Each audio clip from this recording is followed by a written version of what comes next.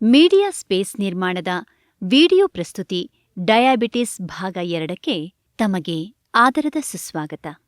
ಈ 2ನೇ ಭಾಗದಲ್ಲಿ ಟೈಪ್ 2 ಡಯಾಬಿಟಿಸ್ ರೋಗಿಗಳಿಗೆ ಅಗತ್ಯವಾಗಿ ಬೇಕಾದ ವ್ಯಾಯಾಮ, ಆಹಾರ ಪಥ್ಯಕ್ರಮ, ಔಷಧೋಪಚಾರ ಮುಂತಾದ ವಿಚಾರಗಳ ಬಗ್ಗೆ ಸವಿವರವಾಗಿ ತಿಳಿದುಕೊಳ್ಳೋಣ. ಟೈಪ್ 2 ಡಯಾಬಿಟಿಸ್ ಮತ್ತು ದೈಹಿಕ ವ್ಯಾಯಾಮ. ನಿಮಗೆಲ್ಲ ತಿಳಿದಿರುವಂತೆ ಟೈಪ್ 2 ಡಯಾಬಿಟಿಸ್ ಖಾಯಿಲೆಗೆ ಬಹುಮುಖ್ಯ ಕಾರಣ ಶ್ರಮರಹಿತ ಆಧುನಿಕ ಜೀವನ ಶೈಲಿ ಹಾಗೂ ಕ್ರಮಬದ್ಧವಲ್ಲದ ಆಹಾರ ಪದ್ಧತಿ. ಡಯೆಟ್ ಅರ್ಥಾತ್ ಆಹಾರ ಪಥ್ಯಕ್ರಮ ಹಾಗೂ ವ್ಯಾಯಾಮ ಇವೆರಡನ್ನೂ ಜೀವನ ಶೈಲಿಯಲ್ಲಿ ಅಳವಡಿಸಿಕೊಂಡರೆ ಡಯಾಬಿಟಿಸ್ ಖಾಯಿಲೆಯನ್ನು ಪರಿಣಾಮಕಾರಿಯಾಗಿ ತಡೆಗಟ್ಟಲಿಕ್ಕೆ ಸಾಧ್ಯವಿದೆ. ಈ ಖಾಯಿಲೆಯಿಂದ ಈಗಾಗಲೇ ನರಳುತ್ತಿರುವವರು ಕೂಡ ಜೀವನ ಶೈಲಿಯಲ್ಲಿ ಬದಲಾವಣೆ ಮಾಡಿಕೊಂಡರೆ ಖಾಯಿಲೆಯನ್ನು ಪರಿಣಾಮಕಾರಿಯಾಗಿ ನಿಯಂತ್ರಣ ಮಾಡಬಹುದು. ನಮಸ್ಕಾರ, ನಾನು ಡಾಕ್ಟರ್ ಮಾಲಾ ಧರ್ಮಲಿಂಗಂ. ನಾನು ಡಯಾಬಿಟೀಸ್ ಎಂಡೋಕ್ರೈನ್ ರೋಗ ಟ್ರೀಟ್ ಮಾಡೋ ಫಿಸಿಷಿಯನ್ನು. ಇವಾಗ ನಮ್ಮ ಲೈಫ್ನಲ್ಲಿ ನೋಡಿದರೆ ಎಕ್ಸಸೈಸ್ ಅಂತ ಒಂದು ವಿಷಯನೇ ಇಲ್ಲ ಅಂತ ಹೇಳ್ಬೋದು. ಇವಾಗ ಎಲ್ಲ ಕಡೆನೋ ಕಾರ್ ಇದೆ, ಬಸ್ ಇದೆ. ಯಾರು ನಡೀತಾ ಇದ್ದಾರೆ ಈ ಕಾಲದಲ್ಲಿ? ಯಾರೂ ನಡೀತಾ ಇಲ್ಲ. ಮಕ್ಕಳನ್ನೂ ಬಸ್ನಲ್ಲಿ ಹೋಗ್ತಾರೆ, ಅವ್ರು ಬಂದು ಎಕ್ಸಸೈಸ್ ಮಾಡೋದೇ ಇಲ್ಲ, ಅವ್ರು ಕೂತ್ಕೊಂಡು ಓದ್ತಾರೆ. ಸ್ಕೂಲ್ನಲ್ಲೂ ಅಷ್ಟು ಏನು ಎಕ್ಸಸೈಸ್ ಆಟ ಪೀರಿಯಡ್ ಇಲ್ಲ, ವಾರಕ್ಕೆ ಒಂದೇ ಸತಿ ಆಟ ಪೀರಿಯಡ್ ಇರುತ್ತೆ. ಸೊ ಮಕ್ಕಳಿಂದ ಹಿಡಿದು ಓಲ್ಡ್ ಏಜ್ ತನಕ ಎಕ್ಸಸೈಸ್ ಅಂತ ಇಲ್ಲ. ಸೊ ನಾವು ಬಂದು ನಮ್ಮ ಲೈಫ್ನಲ್ಲಿ ಮಿನಿಮಮ್ 30 to 40 ಮಿನಿಟ್ಸ್ ದಿನ ಸ್ವಲ್ಪ ಎಷ್ಟು ಆಗುತ್ತೋ ನಡಿಬೋದು. ಏಜ್ನಲ್ಲೂ ನಡಿಬೋದು. ಕೆಲವ್ರು ಬಂದು ಕೇಳ್ತಾರೆ, ಏನು ಎಕ್ಸಸೈಸ್ ಮಾಡಬೇಕು ಮೇಡಮ್, ಏನು ದುಡ್ಡು ಖರ್ಚು ಮಾಡಿ ಜಿಮ್ ಜಾಯಿನ್ ಮಾಡಿ ಏರೋಬಿಕ್ ಎಕ್ಸಸೈಸ್ ಮಾಡಬೇಕು ಅಂತ ಇಲ್ಲ. ಸುಮ್ಮನೆ ನಡೆದ್ರೆ ಸಾಕು ನಮಗೆ ಎಕ್ಸಸೈಸ್. ಅದೇ ಬೆಸ್ಟ್ ಎಕ್ಸಸೈಸ್ ಅಂತ ಹೇಳ್ಬೋದು. ಸೊ ನಮ್ಮ ಹೈಟ್ಗೆ ನಾವು ಎಷ್ಟು ವೆಯ್ಟ್ ಇರಬೇಕೋ ಅದು ತುಂಬಾ ಇಂಪಾರ್ಟೆಂಟ್. ಅದು ನಾವು ಹೇಗೆ ಕಂಟ್ರೋಲ್ ಮಾಡಬೇಕು? ಏನು ಮಾತ್ರೆ ತೊಗೋಬೇಕಾ, ಆಪ್ರೇಷನ್ ಮಾಡಬೇಕಾ? ಇಲ್ಲ. ನಮ್ಮ ಪ್ರತಿದಿನ ಆಹಾರ ನೋಡಿಕೊಂಡು ಎಷ್ಟು ಎಣ್ಣೆ ಇದೆ, ಎಷ್ಟು ತುಪ್ಪ ಇದೆ, ಇದೆಲ್ಲ ಕಮ್ಮಿ ಮಾಡ್ಕೋಬೇಕು. ಕರೆಕ್ಟಾಗಿ ಸ್ವಲ್ಪ ಎನಿ ಟೈಮ್ ಹೋಗ್ಬೋದು. ಬೆಳಗ್ಗೆ ಇರಲಿ, ಸಾಯಂಕಾಲ ಇರಲಿ, ಯಾವಾಗ ನಿಮಗೆ ಟೈಮ್ ಸಿಗುತ್ತೋ ಒಂದು ಅರ್ಧ ಗಂಟೆ ಹೋಗಿ ಬನ್ನಿ, ಅಷ್ಟೇ ಸಾಕು. ಅಷ್ಟು ಮಾಡಿದರೆ ನಿಮ್ಮ ವೆಯ್ಟ್ ಕಮ್ಮಿ ಆಗತ್ತೆ. ಡಯಾಬಿಟಿಸ್ ಖಾಯಿಲೆಯು ಆರಂಭಿಕ ಹಂತದಲ್ಲಿರುವವರಾದರೆ ಯಾವುದೇ ಔಷಧಿಯ ಸಹಾಯವಿಲ್ಲದೆ ಕೇವಲ ಆಹಾರ ಪಥ್ಯಕ್ರಮ ಹಾಗೂ ನಿಯಮಿತ ವ್ಯಾಯಾಮದಿಂದಲೇ ರೋಗವನ್ನು ನಿಯಂತ್ರಿಸಬಹುದು. ಈಗ ಮೊದಲು ಡಯಾಬಿಟಿಸ್ ಖಾಯಿಲೆಯ ನಿರ್ವಹಣೆಯಲ್ಲಿ ವ್ಯಾಯಾಮದ ಮಹತ್ವವನ್ನು ತಿಳಿಯೋಣ. ಕೆಲವು ರೋಗಿಗಳು ತಮ್ಮ ಸಮಯಾಭಾವದಿಂದಲೋ ಅಥವಾ ಸೋಮಾರಿತನದಿಂದಲೋ ದೈಹಿಕ ವ್ಯಾಯಾಮದ ಕಡೆಗೆ ಹೆಚ್ಚಿನ ಗಮನ ಕೊಡದೆ ಔಷಧಿಗಳನ್ನು ಸೇವಿಸುತ್ತಾ ತಮ್ಮ ರಕ್ತದಲ್ಲಿನ ಸಕ್ಕರೆ ಪ್ರಮಾಣವನ್ನು ಕಡಿಮೆ ಮಾಡಿಕೊಳ್ಳುವ ಪ್ರಯತ್ನ ಮಾಡುತ್ತಾರೆ. ದೀರ್ಘಾವಧಿಯ ಆರೋಗ್ಯವನ್ನು ಗಮನದಲ್ಲಿಟ್ಟುಕೊಂಡು ರೋಗಿಗಳು ವ್ಯಾಯಾಮವನ್ನು ಪ್ರಾರಂಭಿಸುವುದು ಉತ್ತಮ. ಏಕೆಂದರೆ ವ್ಯಾಯಾಮದಿಂದ ರೋಗಿಗೆ ಅನೇಕ ಬಗೆಯ ಉಪಯೋಗಗಳುಂಟು. ವ್ಯಾಯಾಮ ಮಾಡುವುದರಿಂದ ದೇಹದಲ್ಲಿನ ಕ್ಯಾಲೋರಿ ವ್ಯಯವಾಗುತ್ತದೆ. ಇದರಿಂದ ಬೊಜ್ಜು ಇರುವವರು ದೇಹದ ತೂಕವನ್ನು ಕಡಿಮೆ ಮಾಡಿಕೊಳ್ಳಬಹುದು. ನಿಯಮಿತ ವ್ಯಾಯಾಮದಿಂದ ರೋಗಿಯ ದೇಹದ ರಕ್ತದಲ್ಲಿನ ಸಕ್ಕರೆ ಪ್ರಮಾಣವು ಕಡಿಮೆಯಾಗುವುದು. ಇದರಿಂದ ತೆಗೆದುಕೊಳ್ಳುವ ಔಷಧಿಯ ಪ್ರಮಾಣವನ್ನು ತಗ್ಗಿಸಬಹುದು ಅಥವಾ ಸಂಪೂರ್ಣ ನಿಲ್ಲಿಸಬಹುದು. ಇದರಿಂದ ಔಷಧಿಗಳಿಗೆ ಭರಿಸುವ ಖರ್ಚಿನಲ್ಲೂ ಉಳಿತಾಯವಾಗುತ್ತದೆ. ವ್ಯಾಯಾಮದಿಂದ ದೇಹದ ಕೈ ಕಾಲುಗಳಿಗೆ ರಕ್ತ ಸಂಚಾರ ಸುಗಮವಾಗುವುದರಿಂದ ಮುಂದೆ ಉಂಟಾಗಬಹುದಾದ ಕಾಲಿನ ಸಮಸ್ಯೆಯನ್ನು ನಿವಾರಿಸಿಕೊಳ್ಳಬಹುದು. ವ್ಯಾಯಾಮದಿಂದ ದೇಹದ ಕೆಟ್ಟ ಕೊಲೆಸ್ಟರಾಲ್ ಪ್ರಮಾಣ ಹಾಗೂ ಅಧಿಕ ರಕ್ತದ ಒತ್ತಡ ತಗ್ಗುತ್ತದೆ. ಇದರಿಂದ ಹೃದಯಾಘಾತದ ಸಂಭವನೀಯತೆ ಕಡಿಮೆಯಾಗುತ್ತದೆ. ವ್ಯಾಯಾಮದಿಂದ ಮಾನಸಿಕ ಒತ್ತಡ ಕಡಿಮೆಯಾಗಿ ಜೀವನೋತ್ಸಾಹ ಹೆಚ್ಚುತ್ತದೆ. ವ್ಯಾಯಾಮವನ್ನು ಹೇಗೆ ಪ್ರಾರಂಭಿಸಬೇಕು? ರೋಗಿಗಳು ವ್ಯಾಯಾಮವನ್ನು ಪ್ರಾರಂಭಿಸುವ ಮೊದಲು ತಪ್ಪದೆ ತಮ್ಮ ವೈದ್ಯರ ಸಲಹೆಯನ್ನು ಪಡೆಯಬೇಕು. ರೋಗಿಯ ದೈಹಿಕ ಸಾಮರ್ಥ್ಯ, ರಕ್ತದಲ್ಲಿನ ಸಕ್ಕರೆ ಪ್ರಮಾಣ ಹಾಗೂ ರೋಗಿಯ ಇತರೆ ಆರೋಗ್ಯ ಪರಿಸ್ಥಿತಿಗಳನ್ನು ಅವಲಂಬಿಸಿ ಯಾವ ರೀತಿಯ ವ್ಯಾಯಾಮಗಳನ್ನು ಮಾಡಬೇಕೆಂದು ವೈದ್ಯರು ಸೂಚಿಸುತ್ತಾರೆ. ರೋಗಿಗಳು ಈ ಮುಂದೆ ತಿಳಿಸುವ ಸಲಹೆಗಳನ್ನು ತಪ್ಪದೆ ಪಾಲಿಸಬೇಕು. ವಾಕಿಂಗ್ ಅಥವಾ ಜಾಗಿಂಗ್ ಮಾಡುವವರು ತಮ್ಮ ಕಾಲುಗಳಿಗೆ ಸರಿಹೊಂದುವ ಉತ್ತಮ ಪಾದರಕ್ಷೆಗಳನ್ನು ಧರಿಸಬೇಕು. ಒಂದು ವೇಳೆ ಪಾದರಕ್ಷೆಯಿಂದ ಕಡಿತ ಉಂಟಾಗುತ್ತಿದ್ದರೆ ತಕ್ಷಣ ಬದಲಾಯಿಸಬೇಕು. ತಪ್ಪದೆ ಸಾಕ್ಸ್ ಬಳಸಬೇಕು. ಆರಂಭದ ದಿನಗಳಲ್ಲಿ ವಾಕಿಂಗ್, ಸೈಕ್ಲಿಂಗ್ನಂತಹ ಸುಲಭವಾದ ವ್ಯಾಯಾಮಗಳನ್ನು ಆರಿಸಿಕೊಳ್ಳಬೇಕು. ವ್ಯಾಯಾಮದ ಅವಧಿಯನ್ನು ಕಾಲಕ್ರಮೇಣ ಹೆಚ್ಚಿಸಿಕೊಳ್ಳಬೇಕು. ಮೊದಲಿಗೆ 10 ನಿಮಿಷದಿಂದ ಪ್ರಾರಂಭಿಸಿ ನಂತರದ ದಿನಗಳಲ್ಲಿ ಅರ್ಧ-ಮುಕ್ಕಾಲು ಗಂಟೆಯವರೆಗೆ ಹೆಚ್ಚಿಸಿಕೊಳ್ಳಬೇಕು. ಪ್ರತಿದಿನ ನಿಗದಿತ ಸಮಯದಲ್ಲೇ ವ್ಯಾಯಾಮ ಮಾಡುವುದನ್ನು ಅಭ್ಯಾಸ ಮಾಡಿಕೊಳ್ಳಬೇಕು. ಮೊದಲ 5 ನಿಮಿಷ ಸುಲಭ ವ್ಯಾಯಾಮಗಳನ್ನು ಮಾಡಿ ಅನಂತರ ತೀವ್ರತರವಾದ ವ್ಯಾಯಾಮಗಳನ್ನು ಮಾಡಬಹುದು. ವಾರದಲ್ಲಿ ಕನಿಷ್ಠ 5 ದಿನ ವ್ಯಾಯಾಮ ಮಾಡಬೇಕು. ಮುಖ್ಯ ವ್ಯಾಯಾಮ ಮಾಡುವ ಮೊದಲು 5 ನಿಮಿಷ ದೇಹದ ಬಾಗುವಿಕೆ ಹಾಗೂ ಹಿಗ್ಗಿಸುವ ವ್ಯಾಯಾಮ ಮಾಡಬೇಕು. ಎಲ್ಲ ವಯಸ್ಸಿನ ರೋಗಿಗಳಿಗೂ ಸೂಕ್ತವಾದ ಸಾಮಾನ್ಯ ವ್ಯಾಯಾಮವೆಂದರೆ ವಾಕಿಂಗ್ ಅರ್ಥಾತ್ ನಡಿಗೆ. ವಾಕಿಂಗ್ ಮಾಡಲು ಪಾರ್ಕು, ಆಟದ ಮೈದಾನಗಳಂತಹ ಸೂಕ್ತ ಸ್ಥಳಗಳನ್ನು ಆರಿಸಿಕೊಳ್ಳಬೇಕು. ಹೆಚ್ಚು ಶಬ್ದಮಾಲಿನ್ಯ ಇರುವ ಕಡೆ, ವಾಹನ ದಟ್ಟಣೆ ಇರುವ ರಸ್ತೆಗಳ ಪಕ್ಕದಲ್ಲಿ ವಾಕಿಂಗ್ ಮಾಡುವುದು ಒಳ್ಳೆಯದಲ್ಲ. ಏಕೆಂದರೆ ವಾಕಿಂಗ್ನ ಮೂಲ ಉದ್ದೇಶ ಕೇವಲ ದೈಹಿಕ ಶ್ರಮ ಮಾತ್ರವಲ್ಲ. ಅದರ ಜೊತೆಗೆ ಸೇವಿಸಲು ಒಳ್ಳೆ ಗಾಳಿ ದೊರೆಯಬೇಕು. ಮನಸ್ಸಿಗೂ ಉಲ್ಲಾಸ, ಚೈತನ್ಯ ಮೂಡಬೇಕು. ಆದ್ದರಿಂದ ವ್ಯಾಯಾಮ ಮಾಡಲು ಮನಸ್ಸಿಗೂ ಉಲ್ಲಾಸ ನೀಡುವ ಗಿಡ ಮರಗಳಿಂದ ಕೂಡಿರುವ ಪ್ರಶಾಂತ ಸ್ಥಳಗಳನ್ನು ಆರಿಸಿಕೊಳ್ಳಿ. ವ್ಯಾಯಾಮ ಮಾಡಲು ಬೆಳಗ್ಗೆ ಹಾಗೂ ಸಾಯಂಕಾಲ ಪ್ರಶಸ್ತವಾದ ಸಮಯ.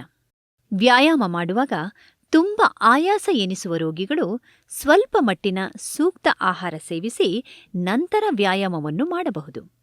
ತೀವ್ರತರವಾದ ವ್ಯಾಯಾಮ ಮಾಡುವವರು ವ್ಯಾಯಾಮ ಮಾಡುವ ಅರ್ಧ ಗಂಟೆ ಮುಂಚೆ ಆಹಾರವನ್ನು ಸೇವಿಸುವುದು ಒಳಿತು. ಇದರಿಂದ ರಕ್ತದಲ್ಲಿನ ಸಕ್ಕರೆ ಪ್ರಮಾಣ ಕಡಿಮೆಯಾಗಿ ಬಳಲಿಕೆಯಾಗುವುದು ತಪ್ಪುತ್ತದೆ.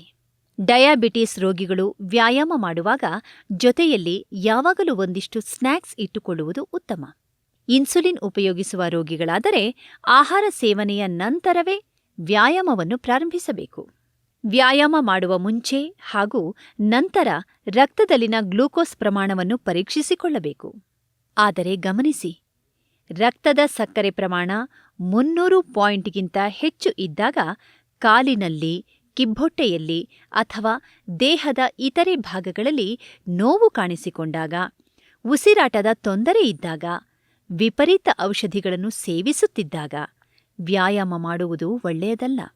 ತಕ್ಷಣ ವೈದ್ಯರನ್ನು ಸಂಪರ್ಕಿಸಬೇಕು. ಈ ಮೊದಲೇ ತಿಳಿಸಿರುವಂತೆ ವ್ಯಾಯಾಮ ಮಾಡುವುದರಿಂದ ರಕ್ತದಲ್ಲಿನ ಸಕ್ಕರೆ ಪ್ರಮಾಣವು ತಗ್ಗುತ್ತದೆ. ಇಂತಹ ಸಂದರ್ಭದಲ್ಲಿ ವೈದ್ಯರ ಸಲಹೆ ಮೇರೆಗೆ ಸೇವಿಸುವ ಔಷಧಿಯ ಪ್ರಮಾಣವನ್ನು ಕಡಿಮೆ ಮಾಡಬಹುದು. ಹಾಗೆಯೇ ವಿಪರೀತ ವ್ಯಾಯಾಮ ಮಾಡಿದಾಗ ರಕ್ತದಲ್ಲಿನ ಸಕ್ಕರೆ ಪ್ರಮಾಣವು ಗಣನೀಯವಾಗಿ ಕಡಿಮೆಯಾಗಿ ಹೈಪೋಗ್ಲಿಸಿಮಿಯಾ ಕೂಡ ಉಂಟಾಗುವ ಸಾಧ್ಯತೆಗಳಿರುತ್ತದೆ. ಇದರಿಂದ ತೀವ್ರ ಆಯಾಸ ಹಾಗೂ ತಲೆಸುತ್ತು ಬಂದು ಬಳಲಿಕೆ ಉಂಟಾಗುತ್ತದೆ. ಇಂತಹ ಸಂದರ್ಭಗಳಲ್ಲಿ ತಕ್ಷಣ ರೋಗಿಗೆ ತಿನ್ನಲು ಸಕ್ಕರೆ, ಕಲ್ಲು ಸಕ್ಕರೆ ಅಥವಾ ಸಕ್ಕರೆ ಅಂಶ ಹೆಚ್ಚಿರುವ ಪದಾರ್ಥವನ್ನು ನೀಡಿ ತಕ್ಷಣ ಆಸ್ಪತ್ರೆಗೆ ಕೊಂಡೊಯ್ಯಬೇಕು. ಕಾಯಿಲೆಯ ತೀವ್ರತೆ ಹೆಚ್ಚಿರುವವರು ಹಾಗೂ ವಯಸ್ಸಾದ ರೋಗಿಗಳು ವ್ಯಾಯಾಮಕ್ಕೆ ಹೋದಾಗ ಜೊತೆಯಲ್ಲಿ ಒಬ್ಬರನ್ನು ಕರೆದುಕೊಂಡು ಹೋಗುವುದು ಒಳಿತು.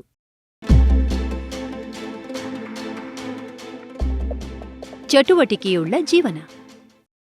ಮಧುಮೇಹಿಗಳಿಗೆ ಎಲ್ಲಕ್ಕಿಂತ ಹೆಚ್ಚಾಗಿ ಚಟುವಟಿಕೆಯ ಜೀವನ ಬಹಳ ಮುಖ್ಯ.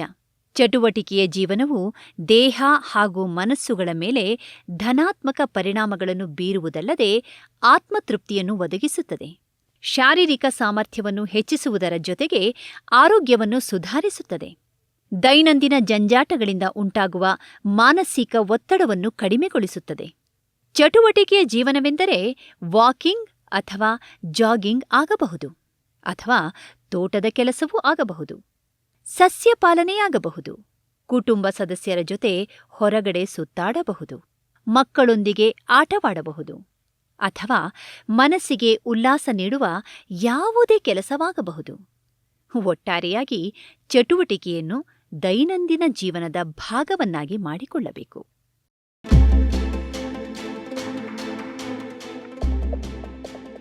ಆಹಾರ ಪಥ್ಯಕ್ರಮ. ಆಹಾರ ಸೇವನಾ ಪದ್ಧತಿಯು ಮನುಷ್ಯನ ಆರೋಗ್ಯ, ಆಯಸ್ಸಿನ ವಿಚಾರದಲ್ಲಿ ಪ್ರಮುಖ ಪಾತ್ರವನ್ನು ವಹಿಸುತ್ತದೆ. ಆದರೆ ನಮ್ಮಲ್ಲಿ ಬಹುತೇಕ ಜನರಲ್ಲಿ ಈ ಬಗ್ಗೆ ತುಂಬ ಉದಾಸೀನ ಮನೋಭಾವ ಇದೆ. ಹೊಟ್ಟೆ ತುಂಬಿಸಿಕೊಂಡರೆ ಸಾಕು ಎನ್ನುವಂತೆ ಪ್ರತಿದಿನವೂ ಅನ್ನ, ತಿಳಿಸಾರು ಮಾತ್ರ ಸೇವಿಸುವ ಬಹಳಷ್ಟು ಜನರನ್ನು ನಾವು ಕಾಣುತ್ತೇವೆ. ಅಂತಹವರು ದೇಹಕ್ಕೆ ಅಗತ್ಯವಾದ ಎಲ್ಲ ಪೋಷಕಾಂಶಗಳು ಒಂದೇ ರೀತಿಯ ಆಹಾರದಲ್ಲಿ ಸಿಗುವುದಿಲ್ಲ ಎನ್ನುವ ಸತ್ಯವನ್ನು ಖಂಡಿತವಾಗಿಯೂ ಅರಿಯಲೇಬೇಕು. ಡಯಟ್ ಅರ್ಥಾತ್ ಕ್ರಮಬದ್ಧ ಆಹಾರ ಪಥ್ಯಕ್ರಮ ಎನ್ನುವುದು ಡಯಾಬಿಟಿಸ್ ರೋಗ ನಿರ್ವಹಣೆಯ ಅತಿ ಪ್ರಮುಖ ಅಂಶ. ಏಕೆಂದರೆ 60% ಸಕ್ಕರೆ ಕಾಯಿಲೆಯನ್ನು ಕ್ರಮಬದ್ಧ ಹಾಗೂ ಕಟ್ಟುನಿಟ್ಟಾದ ಆಹಾರ ಪದ್ಧತಿಯಿಂದಲೇ ನಿಯಂತ್ರಿಸಬಹುದು. ಆದರೆ ವಿವೇಚನೆ ಇಲ್ಲದೆ ಆಹಾರ ಸೇವಿಸಿದರೆ ಬಹಳ ಬೇಗನೆ ಆಸ್ಪತ್ರೆಯಲ್ಲಿ ಹಾಸಿಗೆಯೊಂದನ್ನು ಕಾಯ್ದಿರಿಸಬೇಕಾಗುತ್ತದೆ. ಇವಾಗ ಎಲ್ಲರೂ ಸ್ವಲ್ಪ ಅರ್ಜೆಂಟ್ನಲ್ಲೇ ಇದ್ವಿ. ನಾವು ಏನು ಸಿಗತ್ತೋ ತಿಂದ್ಬಿಡ್ತೀವಿ, ಅರ್ಜೆಂಟ್ನಲ್ಲಿ ಹೋಗ್ತೀವಿ. ಡಯಟ್ ಅಂದರೆ ಏನು ತಿಂತೀವಿ ಅಂತ ಇಲ್ಲ, ಏನು ತಿಂತೀವಿ, ಯಾವ ಟೈಮ್ಗೆ ತಿಂತೀವಿ, ಎಷ್ಟು ತಿಂತೀವಿ, ಇದೆಲ್ಲ ನಮಗೆ ಡಯಟ್ ಒಳಗಡೆ ಬರುತ್ತೆ. ಸೊ ಇವಾಗ ಫಾಸ್ಟ್ ಫುಡ್ ಕಲ್ಚರ್ ತುಂಬ ಜಾಸ್ತಿ ಆಗ್ತಾ ಇದೆ. ಎಲ್ಲಿ ನೋಡಿದ್ರೆ ಮೆಕ್ಡೊನಾಲ್ಡ್ ಇದೆ, ಏನು KFCs ಇದೆ. ಸೊ ಏನು ಬೇಕೋ ಅದು ಸಿಗತ್ತೆ. ಅದು ಬಿಟ್ಟರೆ ವೆಜಿಟೇರಿಯನ್ನಲ್ಲೂ ಮಸಾಲೆ ದೋಸೆ, ಮಸಾಲೆ ವಡೆ ಕಮ್ಮಿ ಏನಿಲ್ಲ. ಸೊ ಇವಾಗ ಮಕ್ಕಳು ನೋಡಿದ್ರೆ, ಇಲ್ಲ ಮಿಡ್ಲ್ ಏಜ್ ನೋಡಿದ್ರೆ 33, 40, 45 ಇಯರ್ಸ್ ಅವ್ರು ಇದೇ ಜಾಸ್ತಿ ಇಷ್ಟಪಡ್ತಾರೆ ತಿನ್ನೋಕ್ಕೆ. ಸೊ ಇದು ನಾವು ಫಾಸ್ಟ್ ಫುಡ್ಸ್ ಅಂತ ಹೇಳ್ತೀವಿ. ಇದು ತೊಗೊಂಡ್ರೆ ನಮಗೆ ಶುಗರ್ ಇಲ್ಲ ಸಕ್ಕರೆ ಕಾಯಿಲೆ ಬರೋ ಚಾನ್ಸು ಜಾಸ್ತಿ ಇರುತ್ತೆ. ಸೊ ನಾವು ಇದನ್ನು ಹೆಲ್ತಿ ಡಯಟ್ ಮಾಡಬೇಕು. ಹೆಲ್ತಿ ಡಯಟ್ ಅಂದರೆ ಏನು? ಸುಮ್ಮನೆ ಹೇಳಿದ್ರೆ ನಮ್ಮ ಅಜ್ಜ ಅಜ್ಜಿ ಏನು ತಿಂತಾಯಿದ್ರು ಅದೇ ಹೆಲ್ತಿ ಡಯಟ್. ನಮ್ಮ ಸೌತ್ ಇಂಡಿಯನ್ ಡಯಟ್ ತುಂಬಾ ಹೆಲ್ತಿ ಡಯಟ್. ಡಯಟ್ ಬಗ್ಗೆ ತಿಳಿದುಕೊಳ್ಳುವ ಮುಂಚೆ ನಮ್ಮ ಆಹಾರದ ಬಗ್ಗೆ ತಿಳಿದುಕೊಳ್ಳೋಣ. ನಾವು ಸೇವಿಸುವ ಆಹಾರದಲ್ಲಿ ಮುಖ್ಯವಾಗಿ 3 ಪೌಷ್ಟಿಕಾಂಶಗಳಿರುತ್ತವೆ. ಅವುಗಳೆಂದರೆ ಶರ್ಕರ ಪಿಷ್ಟಗಳು, ಸಸಾರಜನಕ, ಕೊಬ್ಬು. ಇವುಗಳ ಪೈಕಿ ಶರ್ಕರ ಪಿಷ್ಟಗಳು ನಮ್ಮ ರಕ್ತದಲ್ಲಿ ಇರುವ ಗ್ಲೂಕೋಸ್ ಅಂದರೆ ಸಕ್ಕರೆ ಪ್ರಮಾಣಕ್ಕೆ ಮೂಲ ಕಾರಣ. ಶರ್ಕರ ಪಿಷ್ಟಗಳಲ್ಲಿಯೂ 2 ಬಗೆಗಳಿವೆ. ಒಂದು ಸರಳ ಶರ್ಕರ ಪಿಷ್ಟ, 2 ಸಂಕೀರ್ಣ ಶರ್ಕರ ಪಿಷ್ಟ. ಸರಳ ಶರ್ಕರ ಪಿಷ್ಟವುಳ್ಳ ಆಹಾರವನ್ನು ಸೇವಿಸಿದಾಗ ಶರ್ಕರ ಪಿಷ್ಟವನ್ನು ರಕ್ತವು ಬಹಳ ಬೇಗನೆ ಹೀರಿಕೊಳ್ಳುವುದರಿಂದ ರಕ್ತದಲ್ಲಿನ ಸಕ್ಕರೆ ಪ್ರಮಾಣವು ಬಹಳ ವೇಗವಾಗಿ ಏರುತ್ತದೆ. ಆದ್ದರಿಂದ ಡಯಾಬಿಟಿಸ್ ರೋಗಿಗಳಿಗೆ ಸರಳ ಶರ್ಕರ ಪಿಷ್ಟವುಳ್ಳ ಆಹಾರ ಸೇವನೆ ಒಳ್ಳೆಯದಲ್ಲ. ಇನ್ನು ಸಂಕೀರ್ಣ ಶರ್ಕರ ಪಿಷ್ಟವುಳ್ಳ ಆಹಾರ ಸೇವಿಸಿದಾಗ ರಕ್ತವು ಶರ್ಕರ ಪಿಷ್ಟವನ್ನು ನಿಧಾನವಾಗಿ ಹೀರಿಕೊಳ್ಳುವುದರಿಂದ ರಕ್ತದ ಸಕ್ಕರೆ ಪ್ರಮಾಣ ವೇಗವಾಗಿ ಹೆಚ್ಚುವುದಿಲ್ಲ. ಆದ್ದರಿಂದ ಡಯಾಬಿಟಿಸ್ ರೋಗಿಗಳಿಗೆ ಸಂಕೀರ್ಣ ಶರ್ಕರ ಪಿಷ್ಟವುಳ್ಳ ಆಹಾರ ಸೇವನೆ ಒಳ್ಳೆಯದು. ಈಗ ಡಯಾಬಿಟಿಸ್ ರೋಗಿಗಳು ಸೇವಿಸಬಾರದ ಸರಳ ಶರ್ಕರ ಪಿಷ್ಟವುಳ್ಳ ಕೆಲವು ಆಹಾರ ಪದಾರ್ಥಗಳು ಯಾವುದು ಎಂದು ತಿಳಿದುಕೊಳ್ಳೋಣ. ಸಕ್ಕರೆ, ಬೆಲ್ಲ, ಕಬ್ಬು ಹಾಗೂ ಕಬ್ಬಿನ ಹಾಲು, ಸಕ್ಕರೆ ಅಥವಾ ಬೆಲ್ಲದಿಂದ ತಯಾರಿಸಿದ ಎಲ್ಲ ರೀತಿಯ ಸಿಹಿ ಪದಾರ್ಥಗಳು, ಜೇನುತುಪ್ಪ, ಸಿಹಿಯಾದ ಹಾಗೂ ಚೆನ್ನಾಗಿ ಮಾಗಿದ ಹಣ್ಣುಗಳು, ಜಾಮ್ ಹಾಗೂ ಜೆಲ್ಲಿಗಳು, ತಂಪು ಪಾನೀಯಗಳು, ಹಣ್ಣಿನ ಜ್ಯೂಸ್, ಐಸ್ ಕ್ರೀಮ್, ಚಾಕೊಲೇಟ್, ಖರ್ಜೂರ, ಒಣದ್ರಾಕ್ಷಿ ಇತ್ಯಾದಿ, ಕರಿದ ಪದಾರ್ಥಗಳು, ವೈನ್ ಮತ್ತು ಬಿಯರ್. ಬಾಯಿಗೆ ಹಾಕಿಕೊಂಡ ತಕ್ಷಣ ಸಿಹಿಯಾದ ರುಚಿಯನ್ನು ಕೊಡುವ ಯಾವುದೇ ಆಹಾರ ಪದಾರ್ಥದಲ್ಲಿ ಸರಳ ಶರ್ಕರ ಪಿಷ್ಟವಿರುತ್ತದೆ ಎಂಬ ಸಾಮಾನ್ಯ ತಿಳುವಳಿಕೆಯನ್ನು ರೋಗಿಯು ಹೊಂದಿರಬೇಕು ಹಾಗೂ ಈ ಆಹಾರ ಪದಾರ್ಥಗಳ ಸೇವನೆಯನ್ನು ಸಂಪೂರ್ಣ ನಿಲ್ಲಿಸಬೇಕು. ಯಾವ ರೀತಿಯ ಆಹಾರ ಸೇವನೆಯನ್ನು ಮಾಡಬೇಕು? ಡಯಾಬಿಟಿಸ್ ರೋಗಿಗಳು ಯಾವ ರೀತಿಯ ಆಹಾರ ತಿನ್ನಬಾರದು ಅಂತ ಸುಲಭವಾಗಿ ಹೇಳಬಹುದು. ಆದರೆ ಯಾವ ರೀತಿಯ ಆಹಾರವನ್ನು ಸೇವಿಸಬೇಕು ಎಂದು ಸಲಹೆ ನೀಡುವುದು ಮಾತ್ರ ಅಷ್ಟು ಸುಲಭವಲ್ಲ. ಏಕೆಂದರೆ ಡಯಾಬಿಟಿಸ್ ರೋಗಿಗಳ ಆಹಾರ ಪಥ್ಯಕ್ರಮ ಅಂದರೆ ಡಯಟ್ ವ್ಯಕ್ತಿಯಿಂದ ವ್ಯಕ್ತಿಗೆ ಭಿನ್ನವಾಗಿರುತ್ತದೆ. ಉದಾಹರಣೆಗೆ, ಕೊಬ್ಬಿನಾಂಶ ಹೆಚ್ಚಿರುವ ಆಹಾರ ಪದಾರ್ಥಗಳನ್ನು ಸೇವಿಸುವುದರಿಂದ ಸಾಮಾನ್ಯ ಡಯಾಬಿಟಿಸ್ ರೋಗಿಗೆ ಯಾವುದೇ ತೊಂದರೆ ಇಲ್ಲವಾದರೂ ಹೃದಯದ ತೊಂದರೆ ಇರುವ ಡಯಾಬಿಟಿಸ್ ರೋಗಿಗೆ ಅದು ಒಳ್ಳೆಯದಲ್ಲ. ಆದ್ದರಿಂದ ಡಯಾಬಿಟಿಸ್ ರೋಗಿಗಳು ಯಾವ ರೀತಿಯ ಆಹಾರ ಸೇವಿಸಬೇಕು ಎಂದು ವೈದ್ಯರು ಶಿಫಾರಸು ಮಾಡುವ ಮೊದಲು ರೋಗಿಯ ರಕ್ತದ ಸಕ್ಕರೆ ಪ್ರಮಾಣ, ದೈಹಿಕ ಸಾಮರ್ಥ್ಯ ಹಾಗೂ ಇತರೆ ಆರೋಗ್ಯ ತೊಡಕುಗಳನ್ನು ಗಣನೆಗೆ ತಂದುಕೊಳ್ಳುತ್ತಾರೆ. ಕೇವಲ ರೋಗಿಯ ರಕ್ತದ ಸಕ್ಕರೆ ಪ್ರಮಾಣವನ್ನು ಕಡಿಮೆ ಮಾಡುವುದು ಮಾತ್ರ ಆಹಾರ ಪಥ್ಯಕ್ರಮದ ಮೂಲ ಉದ್ದೇಶವಲ್ಲ. ರೋಗಿಯ ದೇಹಕ್ಕೆ ಅಗತ್ಯವಾಗಿ ಬೇಕಾಗಿರುವ ಪೌಷ್ಟಿಕಾಂಶಗಳನ್ನು ಒದಗಿಸುವುದು ಕೂಡ ಪಥ್ಯಕ್ರಮದ ಪ್ರಮುಖ ಉದ್ದೇಶ. ಆದ್ದರಿಂದ ಡಯಾಬಿಟಿಸ್ ರೋಗಿಗಳು ಸೇವಿಸುವ ಆದರ್ಶ ಆಹಾರವು ಈಗ ತಿಳಿಸುವ ಅಂಶಗಳಿಗೆ ಅನುಗುಣವಾಗಿರಬೇಕು.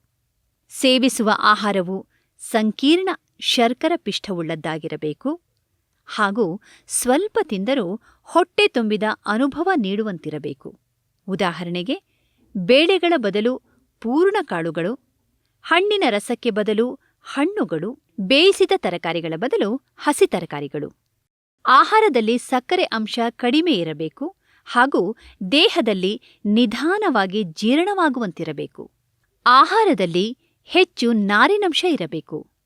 ಈ ನಾರಿನಂಶವು ದೇಹದಲ್ಲಿ ಆಹಾರವು ನಿಧಾನವಾಗಿ ಜೀರ್ಣವಾಗುವಂತೆ ಮಾಡುವುದಲ್ಲದೆ ರಕ್ತದ ಸಕ್ಕರೆ ಪ್ರಮಾಣವು ವೇಗವಾಗಿ ಹೆಚ್ಚದಂತೆ ತಡೆಗಟ್ಟುತ್ತದೆ. ಉದಾಹರಣೆಗೆ, ಪೂರ್ಣಕಾಳುಗಳು, ಹಣ್ಣು, ತರಕಾರಿಗಳು. ಆಹಾರದಲ್ಲಿ ಕೆಟ್ಟ ಕೊಲೆಸ್ಟರಾಲ್ ಅಂದರೆ LDL ಅಂಶ ಕಡಿಮೆ ಇರಬೇಕು ಹಾಗೂ ಒಳ್ಳೆಯ ಕೊಬ್ಬಿನ ಅಂಶ ಅಂದರೆ HDL ಅಂಶ ಹೆಚ್ಚಾಗಿರಬೇಕು. ಆಹಾರವು ಪ್ರೋಟೀನ್ಯುಕ್ತವಾಗಿರಬೇಕು. ಅದರಲ್ಲೂ ಪ್ರಾಣಿಜನ್ಯ ಪ್ರೋಟೀನ್ಗಿಂತ ಸಸ್ಯಜನ್ಯ ಪ್ರೋಟೀನ್ ಸೇವನೆ ಉತ್ತಮ. ಪ್ರಾಣಿಜನ್ಯ ಆಹಾರ ಪದಾರ್ಥಗಳಲ್ಲಿ ಕೆನೆರಹಿತ ಹಾಲು, ಮೀನು ಹಾಗೂ ಮೊಟ್ಟೆಯ ಬಿಳಿಭಾಗ ಉತ್ತಮ. ಭಾರತೀಯ ಶೈಲಿಯ ಅಡುಗೆಯಲ್ಲಿ ಉಪ್ಪು, ಸಕ್ಕರೆ, ಬೆಲ್ಲ, ಅಡುಗೆ ಎಣ್ಣೆ, ಮಸಾಲೆ ಸಾಮಗ್ರಿಗಳಂತಹ ಅನೇಕ ಪದಾರ್ಥಗಳನ್ನು ಉಪಯೋಗಿಸುತ್ತಾರೆ. ಆದರೆ ಡಯಾಬಿಟಿಸ್ ರೋಗಿಗಳ ಆಹಾರದಲ್ಲಿ ಕಟ್ಟುಪಾಡುಗಳಿರುವುದರಿಂದ ಅವರಿಗೆ ಅಡಿಗೆ ಮಾಡುವುದು ಸವಾಲಿನ ಕೆಲಸವೇ ಸರಿ. ಏಕೆಂದರೆ ಅಡುಗೆ ಮಾಡಲು ಸಕ್ಕರೆ, ಎಣ್ಣೆಯಂತಹ ಅನೇಕ ಪದಾರ್ಥಗಳನ್ನು ಬಿಟ್ಟು ಹಿತಕರವಾದ ಅಡುಗೆ ಮಾಡಬೇಕಾಗುತ್ತದೆ. ಡಯಾಬಿಟಿಸ್ ರೋಗಿಗಳು ಮತ್ತು ಆಹಾರ ಪದಾರ್ಥಗಳು.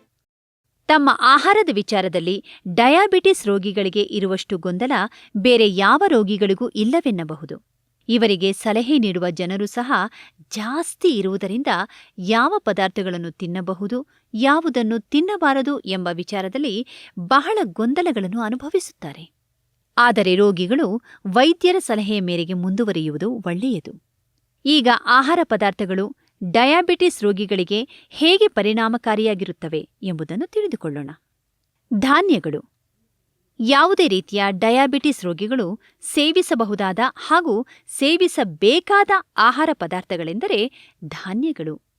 ಧಾನ್ಯಗಳಲ್ಲಿ ಪೋಷಕಾಂಶಗಳ ಜೊತೆ ನಾರಿನಂಶ ಸಹ ಹೆಚ್ಚಾಗಿದೆ. ಅಷ್ಟು ಮಾತ್ರವಲ್ಲದೆ ಧಾನ್ಯಗಳು ರಕ್ತದಲ್ಲಿನ ಸಕ್ಕರೆ ಪ್ರಮಾಣವನ್ನು ವೇಗವಾಗಿ ಹೆಚ್ಚಿಸುವುದಿಲ್ಲ. ಆದ್ದರಿಂದ ಧಾನ್ಯಗಳನ್ನು ಡಯಾಬಿಟಿಕ್ ಆಹಾರದ ಹೃದಯ ಭಾಗ ಎಂದೇ ಹೇಳಬಹುದು.